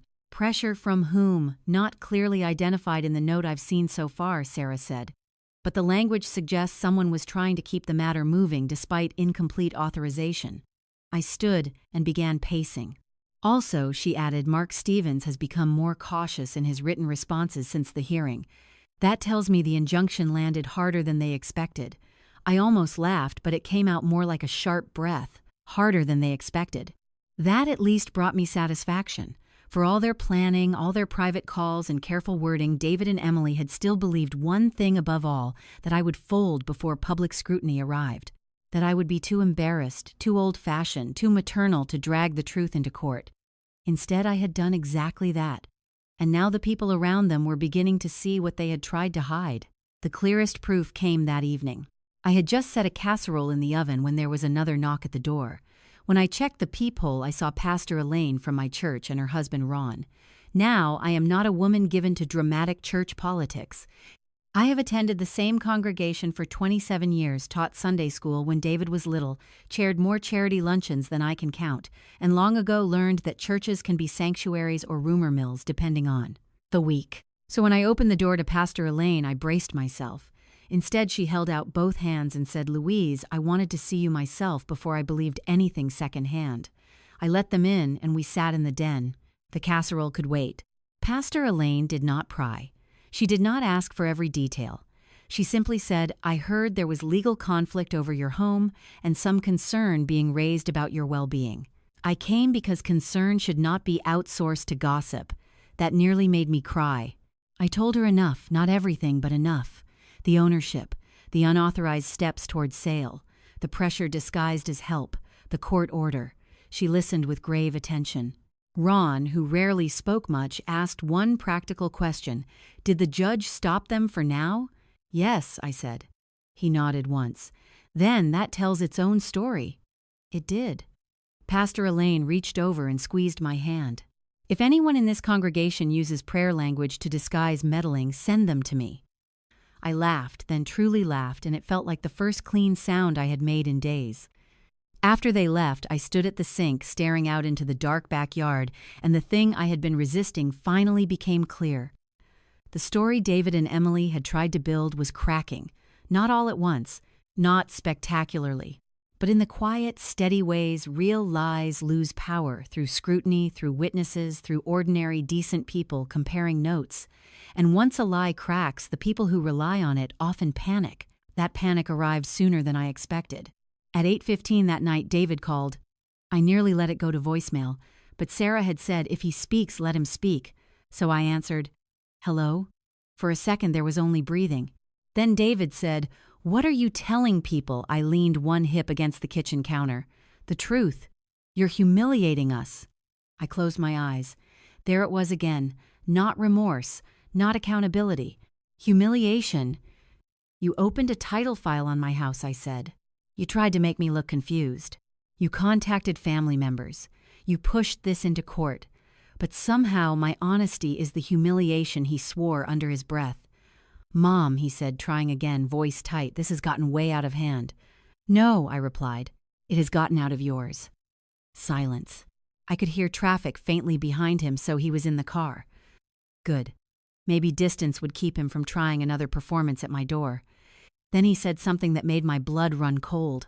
Emily's getting blamed for things that weren't all her idea. I straightened. What does that mean? Another silence. Longer this time. Then he said, it means you don't know everything. Every nerve in my body sharpened. What don't I know, David? He exhaled hard like a man standing too close to a ledge. Just stop talking to people. Stop dragging this out. We can still fix it. Fix it. That word told me more than he intended. You do not fix misunderstandings. You clarify them. You fix damage. My voice dropped low and steady. If there is something I don't know, now is the time to say it. But he didn't. Instead, he said, you always think you know exactly who people are. Then he hung up. I stood there in the kitchen with the dead line in my hand, heart pounding so hard it hurt. Emily's getting blamed for things that weren't all her idea. Until that moment, part of me had still held to the simpler version of the story. Ambitious daughter-in-law, weak son, greed spreading through marriage like mold. But David's words cracked that version wide open. Maybe Emily had sharpened the plan. Maybe she had driven parts of it. But David had just admitted something far more dangerous than her influence. He had agency. He had ownership. And somewhere behind the chaos of the house, the title file, the family whispers, and the legal pressure, there was still another layer I had not seen. I turned off the oven, suddenly no longer hungry. Then I wrote down every word of the call before memory could blur it. By the time I finished, my hand was shaking. Because the community might be shifting toward me now. Because the court had frozen the house.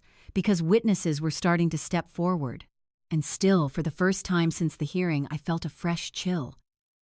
If David was finally beginning to crack under public pressure, then whatever remained hidden had to be worse than embarrassment. It had to be something he was still trying to protect. I did not sleep much after David's call. His words kept circling in my mind like a loose shutter in the wind. Emily's getting blamed for things that weren't all her idea. That was not an apology. It was not a confession either. It was something more dangerous, a crack in the surface of a lie that was still trying to hold its shape. By 6 a.m, I was at my kitchen table in my robe with a legal pad writing his exact words over and over in different forms, trying to hear what lay underneath them. Was he trying to protect himself, distance himself from Emily, warn me, threaten me? Or was he doing what guilty people often do when the pressure gets too heavy, leaking truth without fully surrendering to it? At 8:30, I called Sarah. She listened carefully as I repeated the conversation word for word. When I finished, she was quiet for a moment. "That matters," she said. "In what way? It suggests internal fracture," she replied. "If they're no longer presenting a perfectly unified front that increases the chance of inconsistent statements, blame shifting, and mistakes. All of that helps us." I pressed my fingers to my forehead. I keep thinking I've seen the worst of it, and then there's another layer. Sarah's voice softened, though only slightly. "That's because family betrayal is rarely one clean act. It's a structure. Once it starts collapsing, you see what was holding it up. That stayed with me all day. A structure. Not one bad decision. Not one manipulative conversation. A structure built over time, pressure, access, entitlement, and secrecy, holding each other up like rotten beams behind painted walls." Sarah asked me to email a written summary of David's latest call. Then she told me something else. "We've reviewed part of the title file production," she said. "There's more in there than we expected." My pulse jumped. What kind of more? There are notes suggesting a seller transition packet had been discussed. Not completed, but discussed. I gripped the edge of the table. Transition to where, that Sarah said, is exactly the question. I sat very still after the call ended. Transition packet. The phrase made my skin crawl. It meant they had not simply been trying to move the house towards sale in the abstract. Somewhere in their planning there had been room for what came after. Where I would go, how I would be framed, what story would make the transition sound reasonable. Or perhaps more chillingly, what story would make it sound necessary. I had just finished getting dressed when the next development arrived. My cousin Janet called again from Milwaukee. "Louise," she said without preamble, "I remembered something else." I sat down immediately. When David called me about Aunt Helen's cabin, she said he wasn't just asking questions about timing. He made a comment that felt odd even then. "What comment?" Janet hesitated as if replaying it. He said, "It's better when older relatives are guided before things get messy." At the time, I thought he meant probate delays. But now, she let the sentence trail off. I closed my eyes. Guided before things get messy. The language was all the same, wasn't it? Managed, guided, transitioned, supported, every ugly intention wrapped in practical, civilized words. "Janet," I said quietly, "if Sarah needs a statement later, would you be willing?" "Yes," she said immediately. "After what you told me, absolutely." When we hung up, I added Janet's recollection to my notes and sent that to Sarah too. Then around 11, the phone rang again. This time, it was David. I let it go to voicemail. A minute later, another call. Then a text. "Please answer. It's important." I stared at the screen. Then I did something Sarah would probably have preferred I not do, but I did it anyway. I answered the third call. What David exhaled sharply, sounding like a man already halfway through an argument. "Mom, I need to talk to you before you hear something from someone else." A cold weight settled in my stomach. "That usually means I should have heard it from you long ago." "Please," he said, "just listen." There was something different in his voice this time. Less polished, less entitled, more frayed. Not innocent, never that, but frayed. I said nothing. He continued. "We're in trouble. Not I'm sorry. Not I was wrong. We're in trouble. With what I asked." He hesitated. "Debt." The word sat between us heavily. How much? Another pause. More than I can explain in one call. Try. I heard him inhale, then start pacing on his end of the line, footsteps muffled. Emily had losses last year. Her consulting work wasn't stable, and He stopped. And what I made investments, he said. I nearly laughed, except there was nothing funny in it. Bad ones, yes. How bad? He gave a humorless sound, bad enough that by the time we realized how bad we were juggling cards, loans, and one bridge arrangement after another. Then Emily thought if we could just accelerate some things. I leaned back slowly in my chair. Accelerate some things. There it was, the same poison in a different bottle. Accelerate my house, I asked. He had the decency to go silent. David, I said, say it. His voice came back low and strained. We thought if you sold, there'd be enough to settle everything and move you somewhere easier and still leave room. Leave room for what? For me to be grateful while you used my home to cover your gambling with risk. It wasn't gambling, he snapped. Then what was it? He didn't answer. That answer was enough.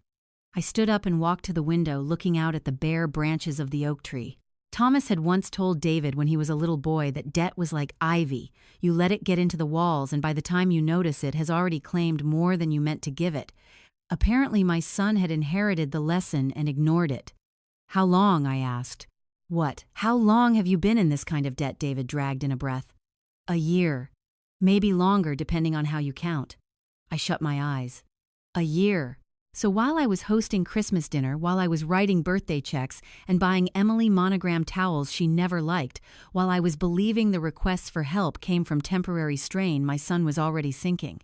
And instead of telling me the truth, I said, you and your wife built a plan around my house. We didn't mean for it to get this far. That sentence ignited something in me. It got this far the moment you decided I was easier to use than to respect. Silence. Then David said quieter. Now Emily pushed hard. I nearly dropped the phone from sheer fury. Don't you dare, I said. Don't you dare call me to confess and still try to hand her the heaviest part of your soul. She may have pushed, but you walked.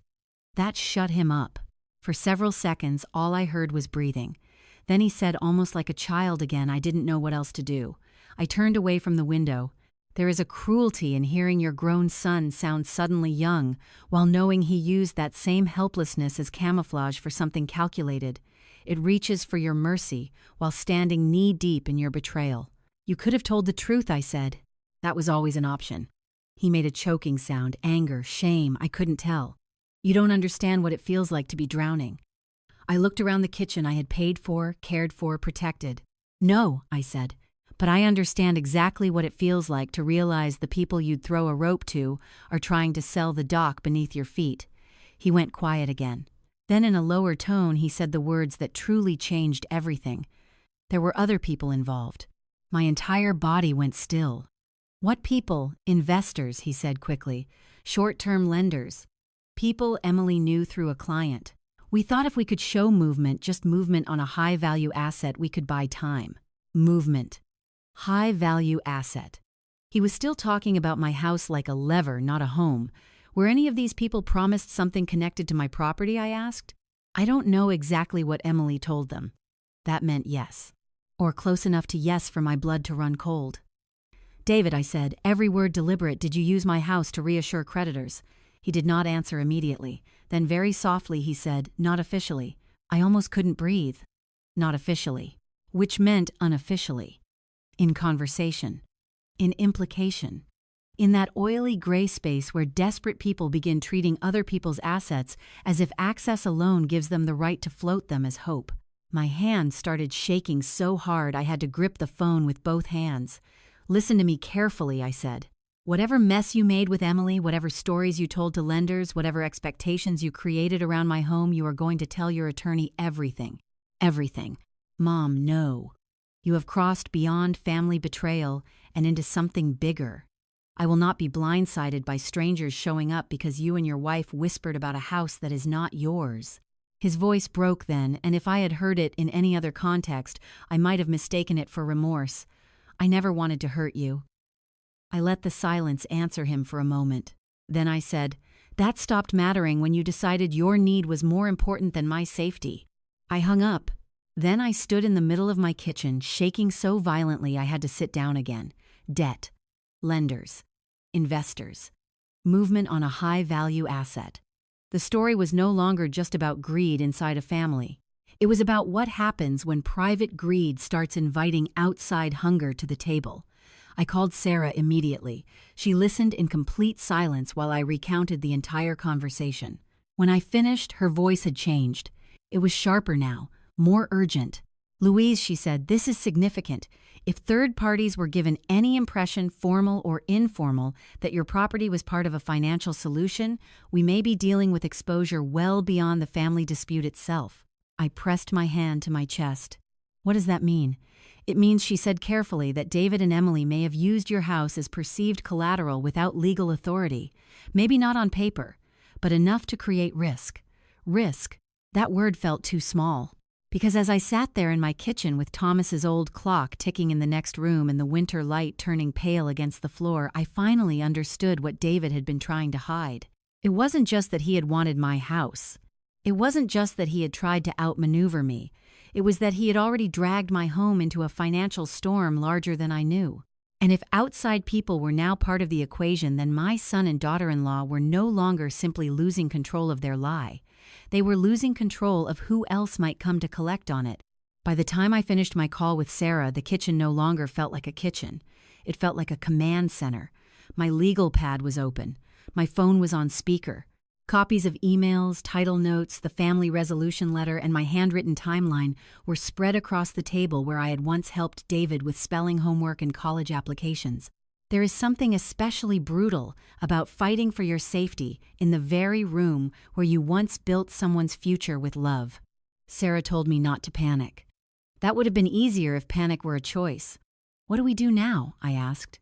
"We move faster," she said, "and we make the court understand this is no longer only about attempted family pressure. It is about the possibility that unauthorized representations involving your property have reached outside parties." Outside parties. Even hearing it said aloud made my throat tighten. Sarah wanted every detail from David's call memorialized immediately. I wrote while she talked, my hand cramping from the speed. Debt, bad investments, Emily's clients, short-term lenders, movement on a high-value asset. Not officially. When I repeated those words back to her, she said, "That phrase may matter more than he realizes, because it showed knowledge, because it showed ambiguity used as a weapon, because it showed the exact kind of slippery half-step people take when they want the benefit of a promise without the risk of putting it in writing."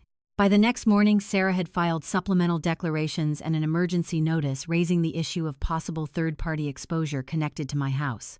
She also petitioned for expedited production of additional records from Hawthorne Title and Escrow and for broader preservation of communications involving Mark Stevens, David, and Emily related to transaction planning.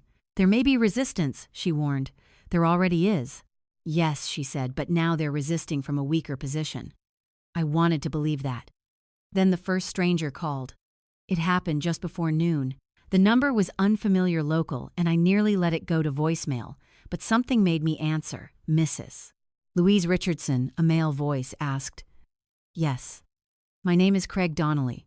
I'm calling because I believe there may be some confusion involving a property matter tied to your family." Every muscle in my body locked. What kind of confusion? He hesitated, suddenly more careful. "I was given reason to believe there was movement toward a sale or refinance event connected to your residence. I'm now hearing there may be legal issues, and I prefer clarity before assumptions become problems." He sounded controlled but not kind. Not threatening either. Just transactional in the way people become when money has taught them to measure human beings by usefulness. "Who gave you that reason?" I asked. Another pause. "I think that's a question your son can answer better than I can." My mouth went dry. "Did my son promise you anything involving my house? I'm not accusing anyone of formal fraud, Mrs. Richardson," he said quickly. "I'm simply trying to understand whether representations made in private were reliable." Reliable. Another clean, civilized word for a dirty act. I kept my tone steady. "My house is solely mine. It is under court protection.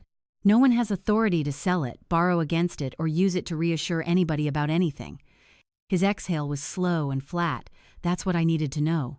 Before he hung up, I said, "If you were told otherwise, you should preserve every communication you have." This time the pause was longer. Then he said, "I already am." After the line went dead, I stood frozen in the middle of the kitchen. Then I called Sarah. She listened, asked me to repeat every word, and said, "That confirms exposure. Maybe not formally on paper, but enough that other people were encouraged to rely on the idea of your property." I pressed my hand to my chest. "Can they come after me? Not lawfully if your ownership and lack of authorization are clear," she said. "But the practical danger is pressure, confusion, and escalation, which is why the next hearing just became much more important." The next hearing had originally been expected to be a procedural continuation, a deepening of the same fight. Now it was shaping into the climax of everything. That afternoon, Sarah called me into her office again. Renee had already expanded the binder. What had once seemed thick now looked almost monstrous. There were new tabs, third-party contact, supplemental risk transaction notes, independent witness corroboration, title escalation trail. Sarah met me in the conference room, and for the first time since I had hired her, I saw open anger in her face. "Mark Stevens knew more than he admitted," she said. My stomach dropped. "How do you know?" She handed me a copy of a newly produced internal email from Hawthorne Title and Escrow. Large portions were procedural, but one line stood out so clearly I felt sick reading it. "Counsel says owner may need encouragement, but family expects cooperation once transition package is ready." Encouragement. Transition package. Family expects cooperation. Not confusion. Not concern. Not innocent planning. Coordination. I looked up at Sarah. He knew. At minimum, she said, he knew the owner had not personally stepped forward and that the family expected to move her into cooperation later. My knees felt weak enough that I had to sit. "That sounds like a plan," I whispered. "It is a plan," Sarah replied. "And now we can show the court exactly what kind." We spent nearly 3 hours preparing for the hearing. Sarah drilled me gently but firmly, the way one prepares a witness and protects a wounded person at the same time. She asked me questions in different forms to make sure my answers stayed grounded, clean, and consistent. "Did you authorize any sale activity?" "No." "Did you authorize any lender to rely on your property?" "No." "Were you asked for consent before title or transaction steps were initiated?" "No." "Did your son ever truthfully disclose outside financial pressure before you discovered the scheme?" "No." Then she tested harder questions. "Would you have helped David if he had come honestly?" "Yes." "Did you ever promise your house to him?" "No." "Are you angry?" "Yes." "Does anger make your facts less true?" "No." At that, even Renee smiled faintly. The hearing was scheduled for Friday morning. On Thursday night, I ironed my cream blouse twice because my hands would not stay steady the first time. I laid out Thomas's pearl earrings again. I stood in my bedroom afterward looking at my reflection, and for a moment I barely recognized the woman staring back. Not because she looked older, because she looked sharpened. Pain does that sometimes. It strips softness in some places and reveals steel you did not know was underneath. I arrived at court the next day with Sarah and Renee just after 8:30. David and Emily were already there. He looked worse than before. Haggard now, not merely tired. Emily, by contrast, looked immaculate, which somehow made her seem more desperate. Mark Stevens stood between them, speaking low and fast, a man trying to keep a lid on a pot already boiling over. When we entered the courtroom, the air felt charged. Even before anyone spoke, I sensed this would not be a minor continuation.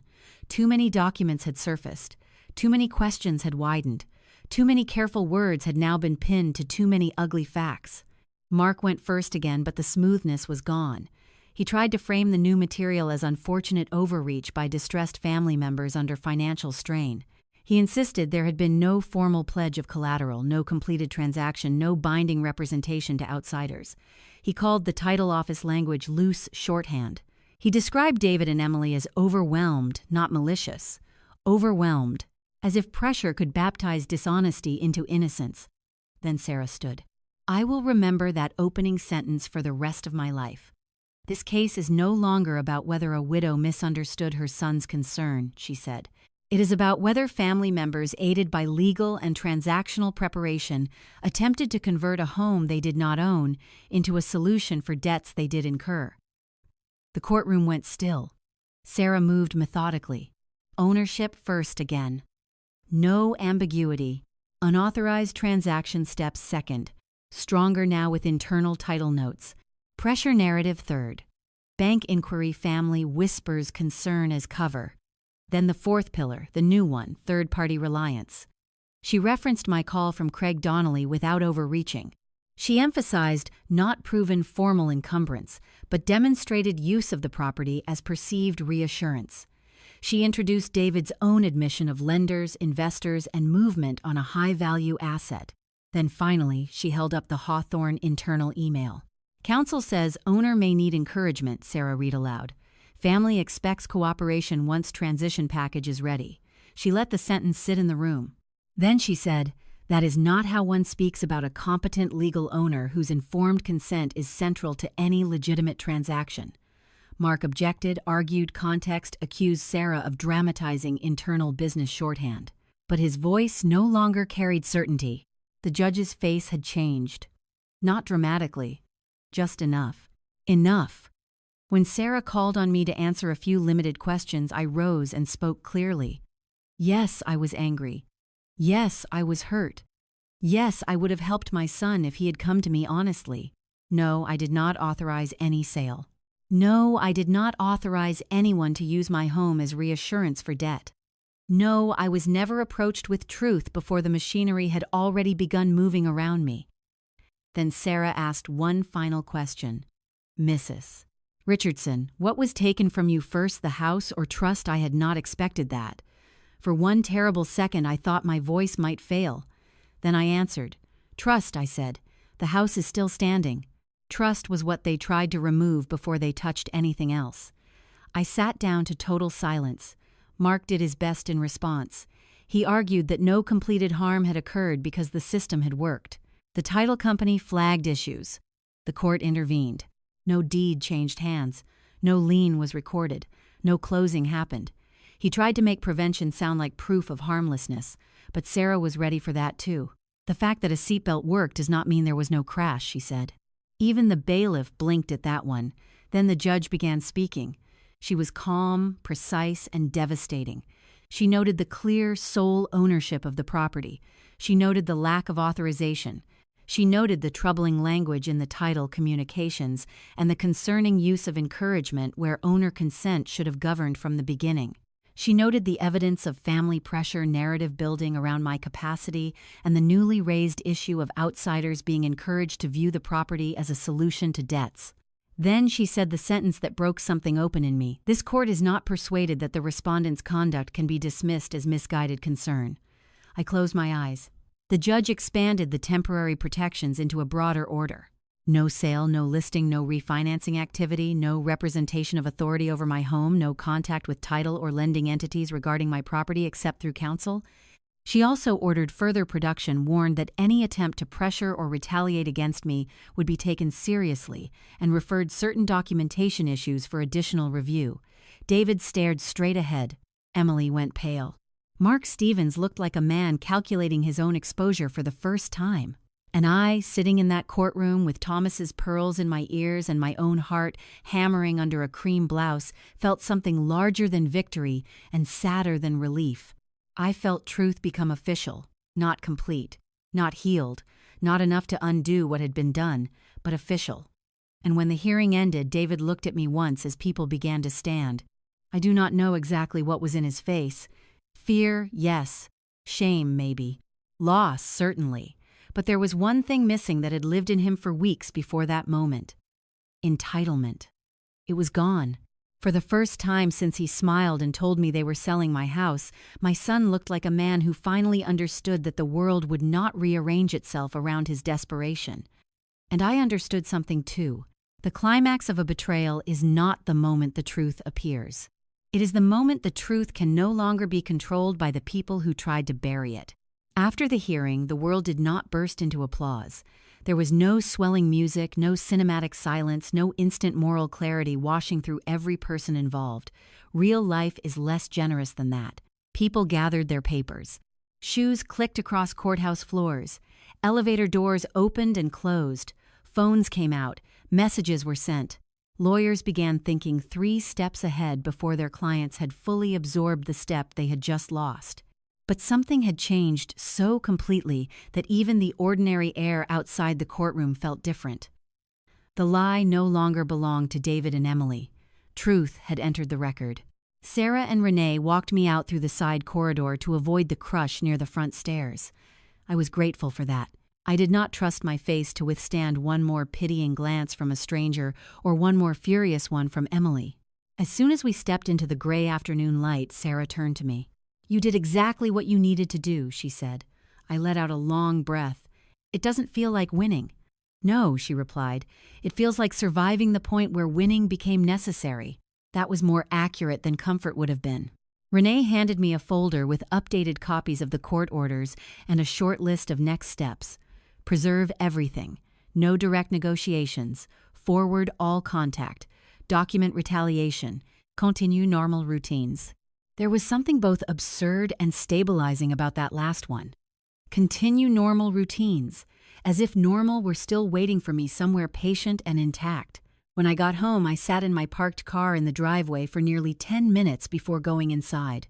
My house looked exactly as it always had: white trim, brick steps, the winter bare hydrangeas by the porch, the living room curtains drawn halfway against the late afternoon light. It was still mine. It had always been mine.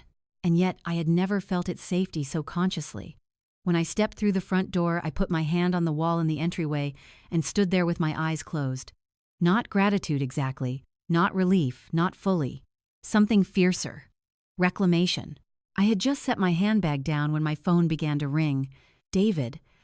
I stared at the name on the screen until it stopped. Then it rang again. Then a third time.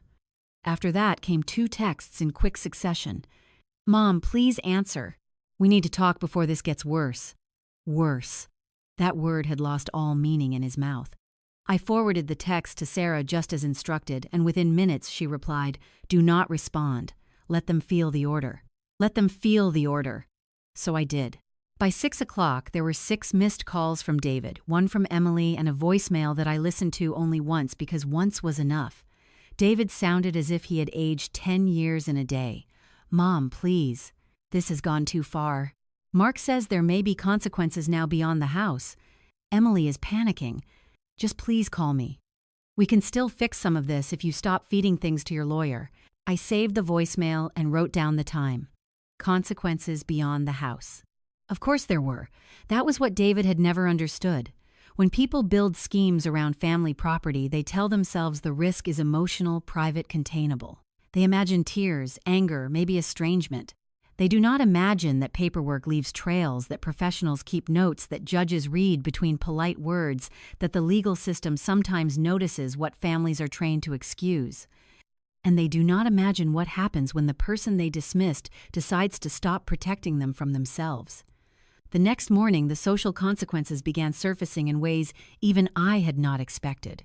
I was at the grocery store standing in the produce section comparing 2 bunches of celery when a woman from church I barely knew approached me carefully. "Mrs. Richardson," she said, "I just wanted to say, I'm sorry for what you've been through." There was no curiosity in her tone, no hunger for gossip, just simple human recognition. "Thank you," I said. She nodded. My mother lost control of things late in life because everyone assumed family meant safety. It doesn't always. Then she walked away. I stood there holding a bunch of celery like it was evidence of civilization. That was the thing about public fallout. It was not only cruel whispers and embarrassment. Sometimes it was recognition.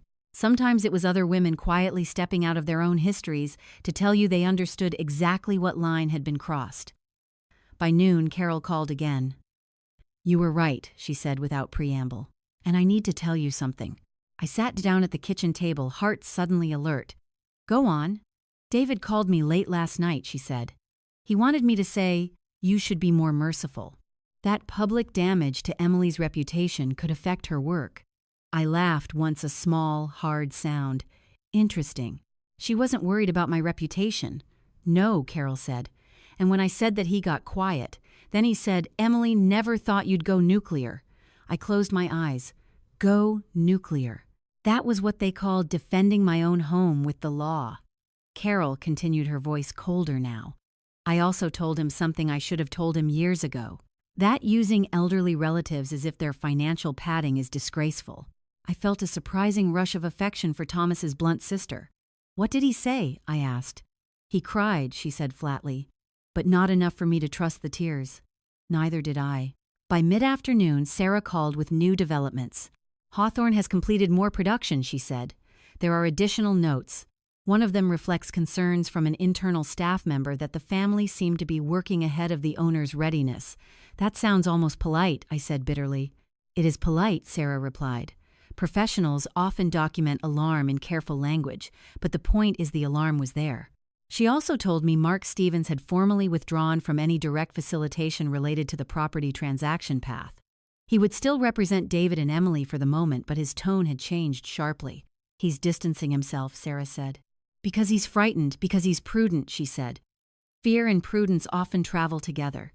That gave me no joy exactly, but it satisfied something in me all the same. Men like Mark Stevens rely on confidence, smoothness, strategic ambiguity. Seeing him retreat from the edge of what he had helped normalize felt like a different kind of justice. Then, just before dinner, Emily appeared at my door. Not alone. David was with her. I saw them through the front window before they rang, standing side by side like a staged photograph of regret. Emily wore a camel coat and a face washed clean of all her previous polish. David looked gray around the mouth, hollowed out. I did not open the door. Instead, I spoke through it. "You should leave," Mom David said, voice cracking. "Please." "No." Emily stepped closer. "Louise, I know you hate me right now. This is not about hate." She stopped. Through the glass, I could see that she was holding a folder. That detail alone made my whole body go cold.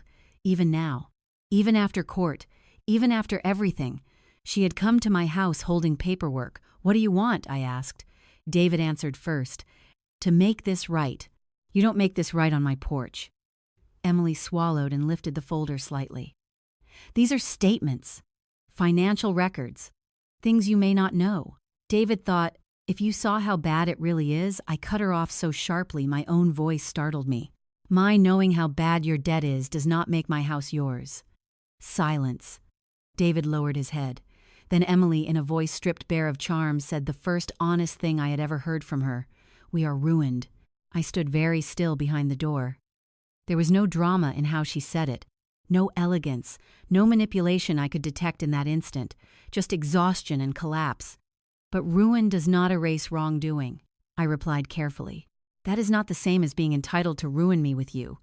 David made a broken sound. "No one wanted that." "Yes, you did," I said. "Maybe not emotionally. Maybe not in words you could say aloud.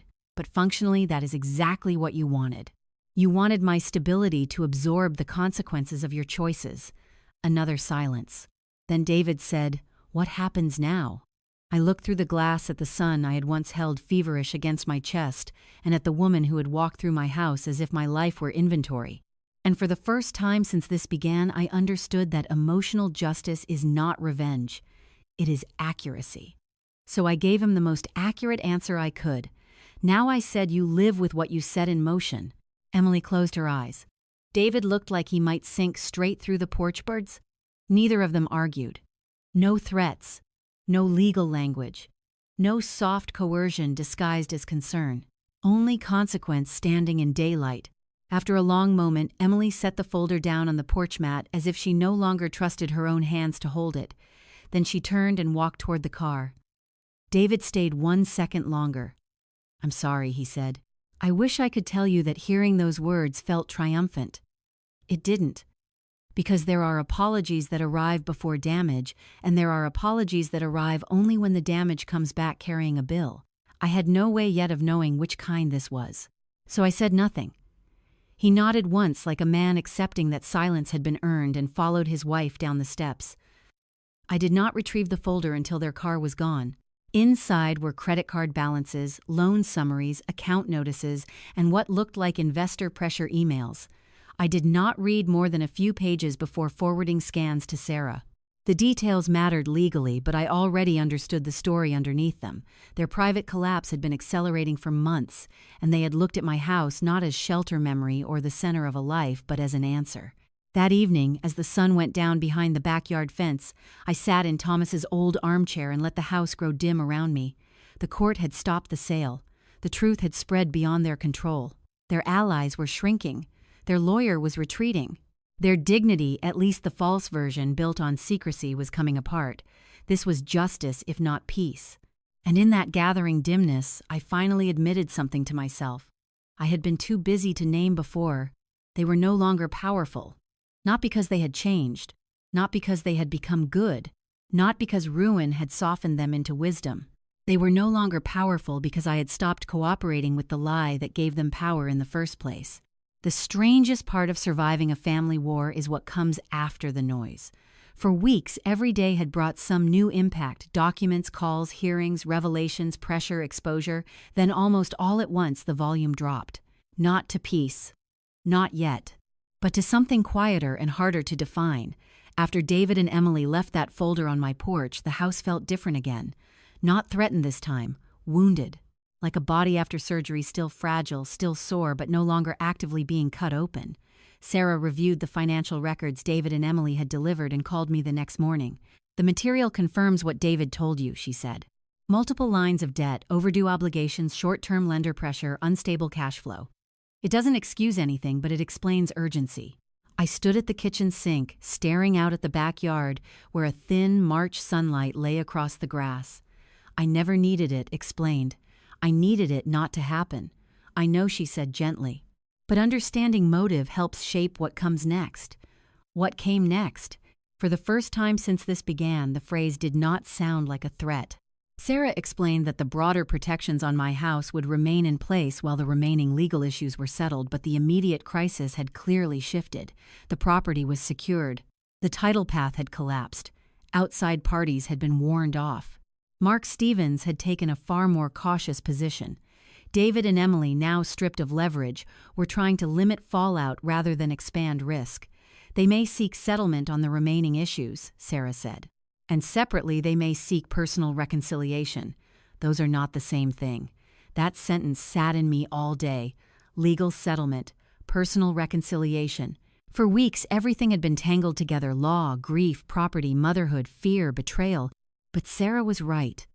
The law could freeze a house, restrain conduct, preserve records, and force the truth into official language. It could not tell me whether my son still belonged anywhere near my heart. That part was mine. A few days later, David wrote a letter.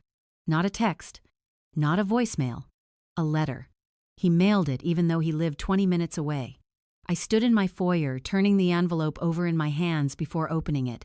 His handwriting on the front looked older than I remembered, more cramped, less confident. I carried it to the living room and sat in Thomas's chair before unfolding it. It was 4 pages long. He did not deny anything. That mattered.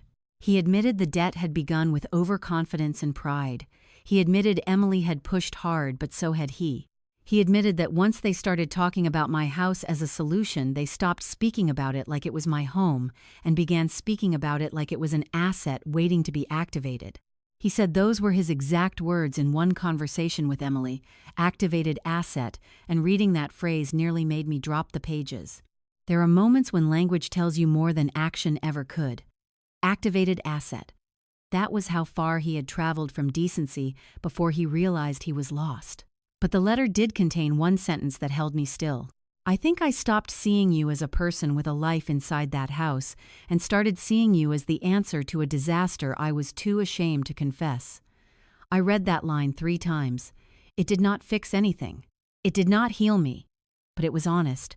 And after weeks of manipulation, half-truths and concern used as camouflage honesty, even late honesty, carried weight. Emily wrote too, though differently. Her letter was shorter, tighter, less emotional.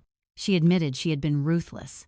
She said she had grown up in a house where money disappeared overnight and vulnerability was punished, and somewhere along the line she came to believe that whoever moved first survived. She wrote that she had mistaken control for intelligence and pressure for strategy. She did apologize for entering my study, for testing access, for speaking about my future, as if I had no right to author it myself. But the sentence that stayed with me from her letter was this: "I kept telling myself I was solving a problem which was easier than admitting I was becoming one." That was also honest. Not soft. Not comforting. Honest. I did not answer either letter immediately. Instead, I took them both to Sarah. She smiled faintly after reading them. "These matter. Legally, some parts, yes.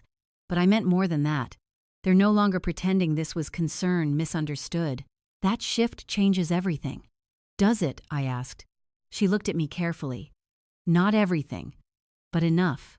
After the remaining legal details were narrowed, Sarah helped arrange a structured meeting in her office. Not a reconciliation, not mediation exactly, but a controlled conversation with boundaries. I agreed only because I wanted one thing made absolutely clear: the future would not be built on vague emotion. It would be built on terms. So on a Thursday afternoon, I sat once again across a polished conference table from David and Emily, but this time the room was different, and so was I. No surprise folders, no hidden leverage, no smugness, no claims of managing my future for my own good. David looked thin. Emily looked exhausted in a way expensive coats cannot hide. Between us sat water glasses, legal pads, and the heavy quiet of people who know pretense has become impossible. Sarah opened the meeting.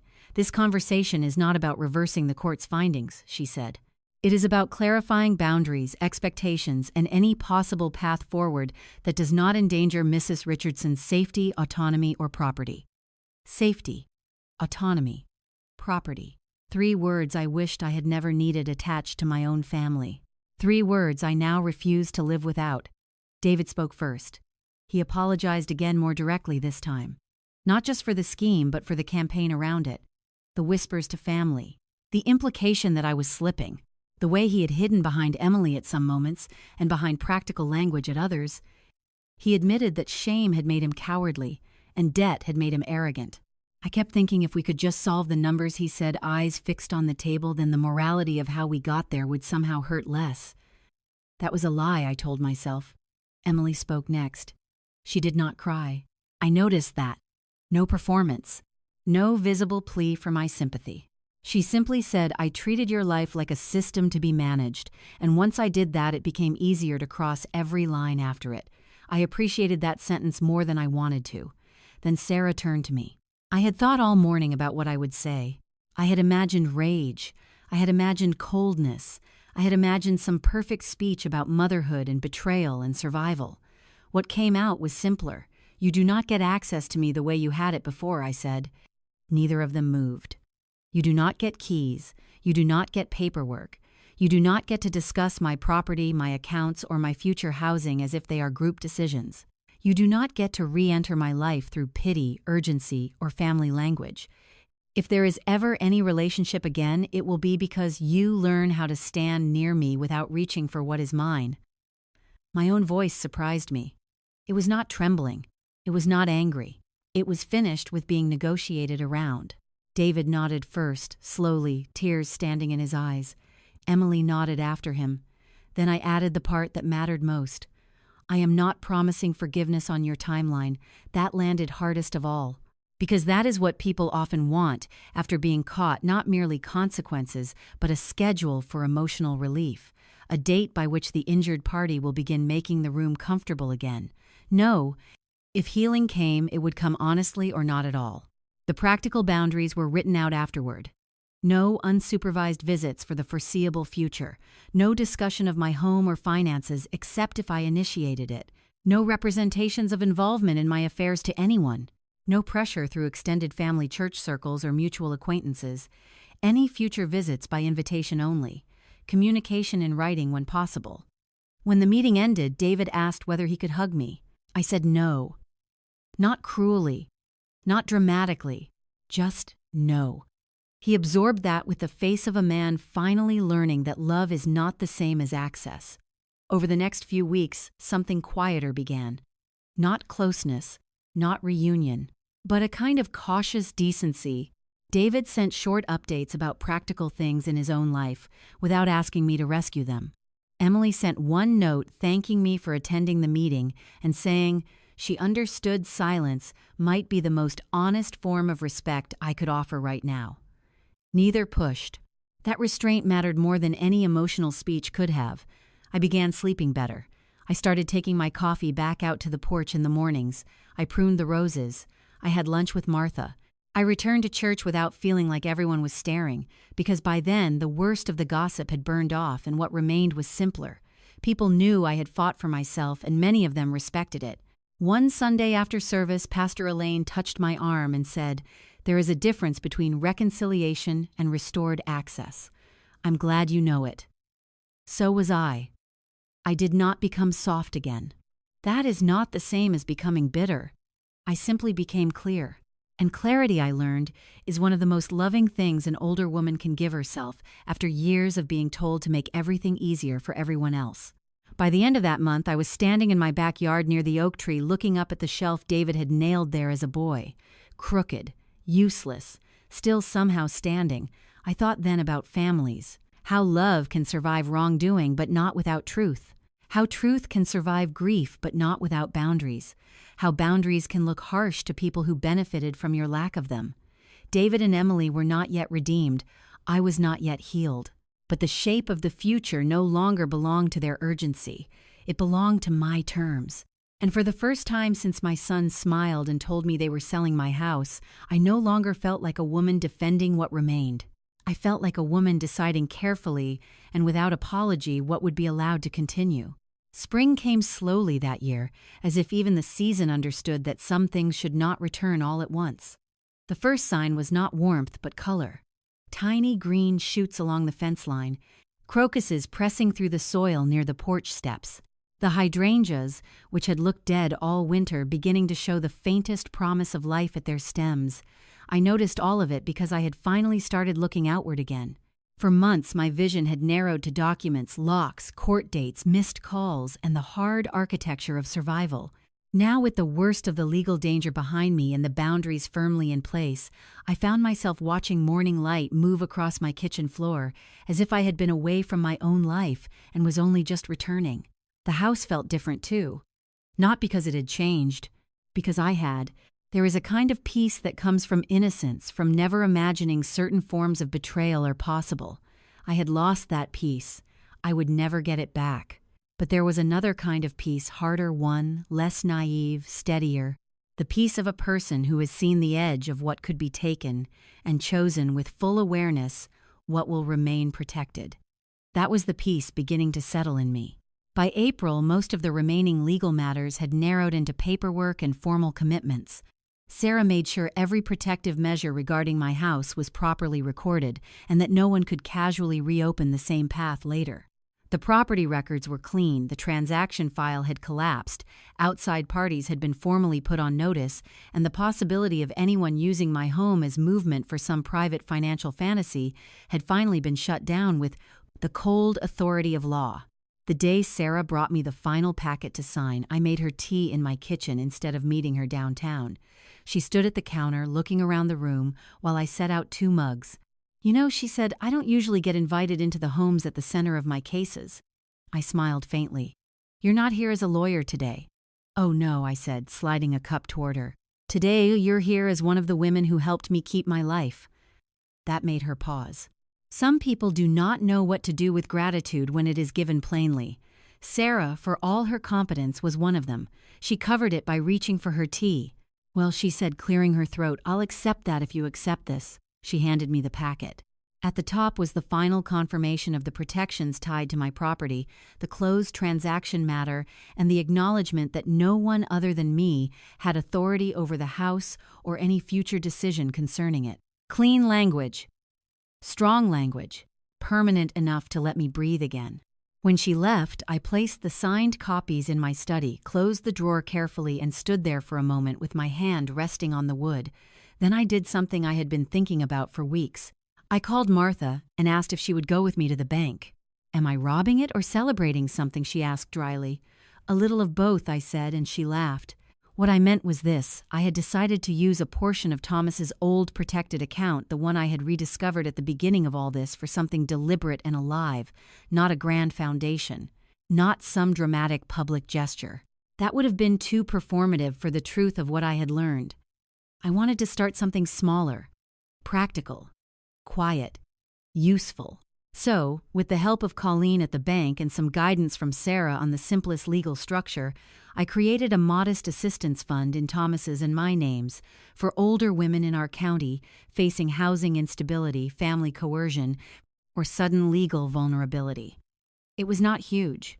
It would not change the world, but it could pay a consultation fee, cover an urgent lock change, help with document filing, or provide a few nights in a safe place while someone figured out what to do next. I named it the Richardson Home Security Fund, not because I wanted my family name polished, because I wanted the word home rescued. Too many people use that word while trying to take one from someone else. Martha cried when I told her the name, though she denied it and blamed allergies. By early May, David asked through a letter, not a call, whether I would be willing to meet him alone for lunch. I did not answer immediately.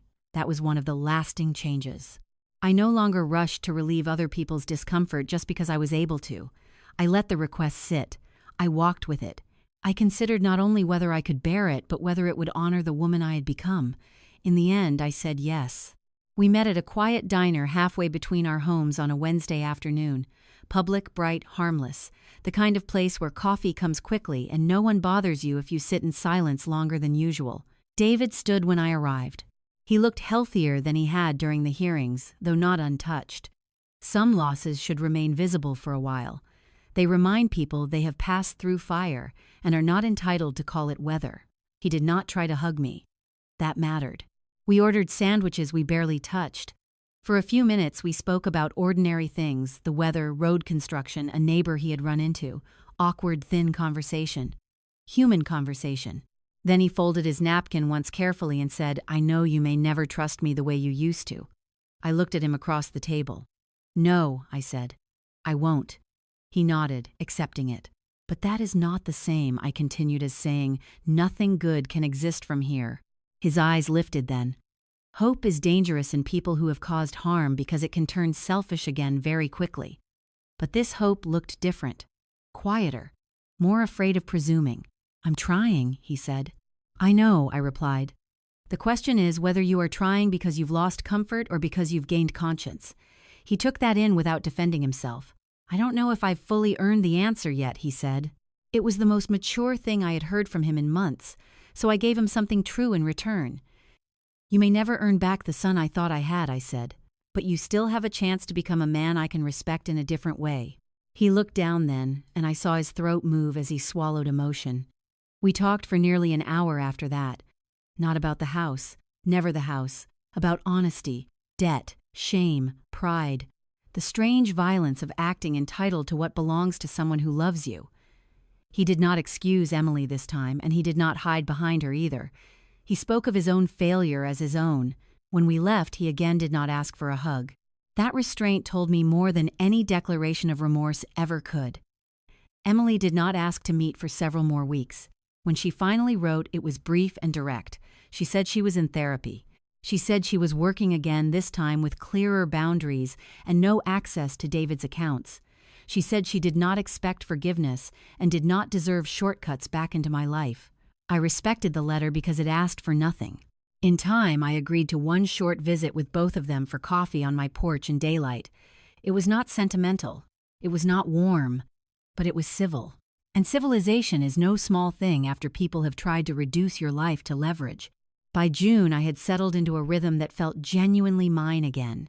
Church on Sundays, lunch with Martha twice a month, volunteer calls connected to the small housing fund, coffee on the porch most mornings, fresh flowers in the kitchen when I felt like it, the front door opening only to peace invitation or my own choosing. One Saturday, I walked through the house room by room with the windows open, letting in summer air. In David's old bedroom, I stopped by the dresser where Thomas had once measured our son's height in pencil marks along the side panel. Age 7, age 10, age 13. Small, uneven lines, carrying the whole illusion of time. I ran my fingertips over them and did not cry. That surprised me. Not because I no longer grieved what had happened, because the grief had changed shape.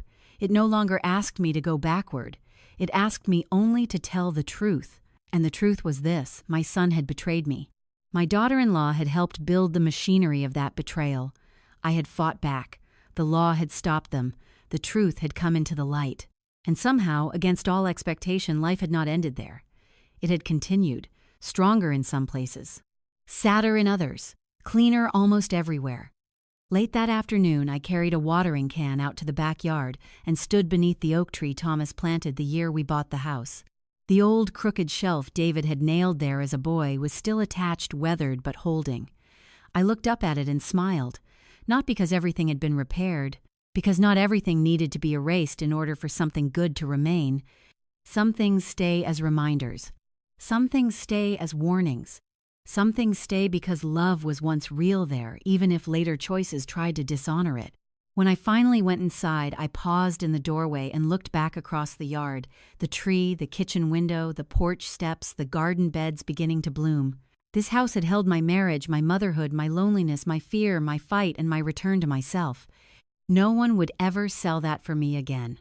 And maybe that was the final healing, not that I had won, though I had. Not that David and Emily had lost, though they had. But that I now understood something no one could take from me. A home is not truly protected by walls, locks, or deeds alone. It is protected the moment the woman living inside it decides that her peace is no longer negotiable. After everything that happened, the lesson I carry with me is this: love without boundaries is not always kindness. Sometimes, especially for women who have spent a lifetime giving, protecting, forgiving, and holding families together, love can become the very thing others learn to lean on, misuse, or take for granted. But growing older does not mean becoming powerless. It does not mean surrendering your voice, your dignity, your home, or your right to make decisions about your own life. In fact, sometimes age gives us the clearest sight of all. It teaches us that peace is precious, that respect matters more than appearances, and that protecting yourself is not cruelty, it is wisdom. What hurt me most was not the threat of losing a house. It was realizing that trust can be chipped away quietly behind smiles, behind concern, behind family words that sound loving on the surface. But what saved me was something just as powerful: truth, courage, and the decision to stop shrinking so others could stay comfortable. Healing did not come from revenge. It came from clarity. It came from saying, "This is mine, this is my life, and you do not get to decide my future for me." That kind of strength does not always look loud. Sometimes it looks like one woman standing in her own doorway, trembling but unmovable. And maybe that is the message at the heart of this story. No matter how late it feels, you are still allowed to protect what matters. You are still allowed to speak up. You are still allowed to draw a line and say, "No more." Even after betrayal, even after heartbreak, even after people you trusted disappoint you. There is still life ahead. There is still dignity to reclaim. There is still healing waiting on the other side of truth. If this story touched you, I'd truly love to hear your thoughts in the comments. Have you ever had to set a painful boundary with someone you loved? What part of this story stayed with you the most? And if you're watching from somewhere in the world today, tell me where you're from. Your voice matters here. And if you enjoy emotional family stories like this, please subscribe to the channel and join me for the next one.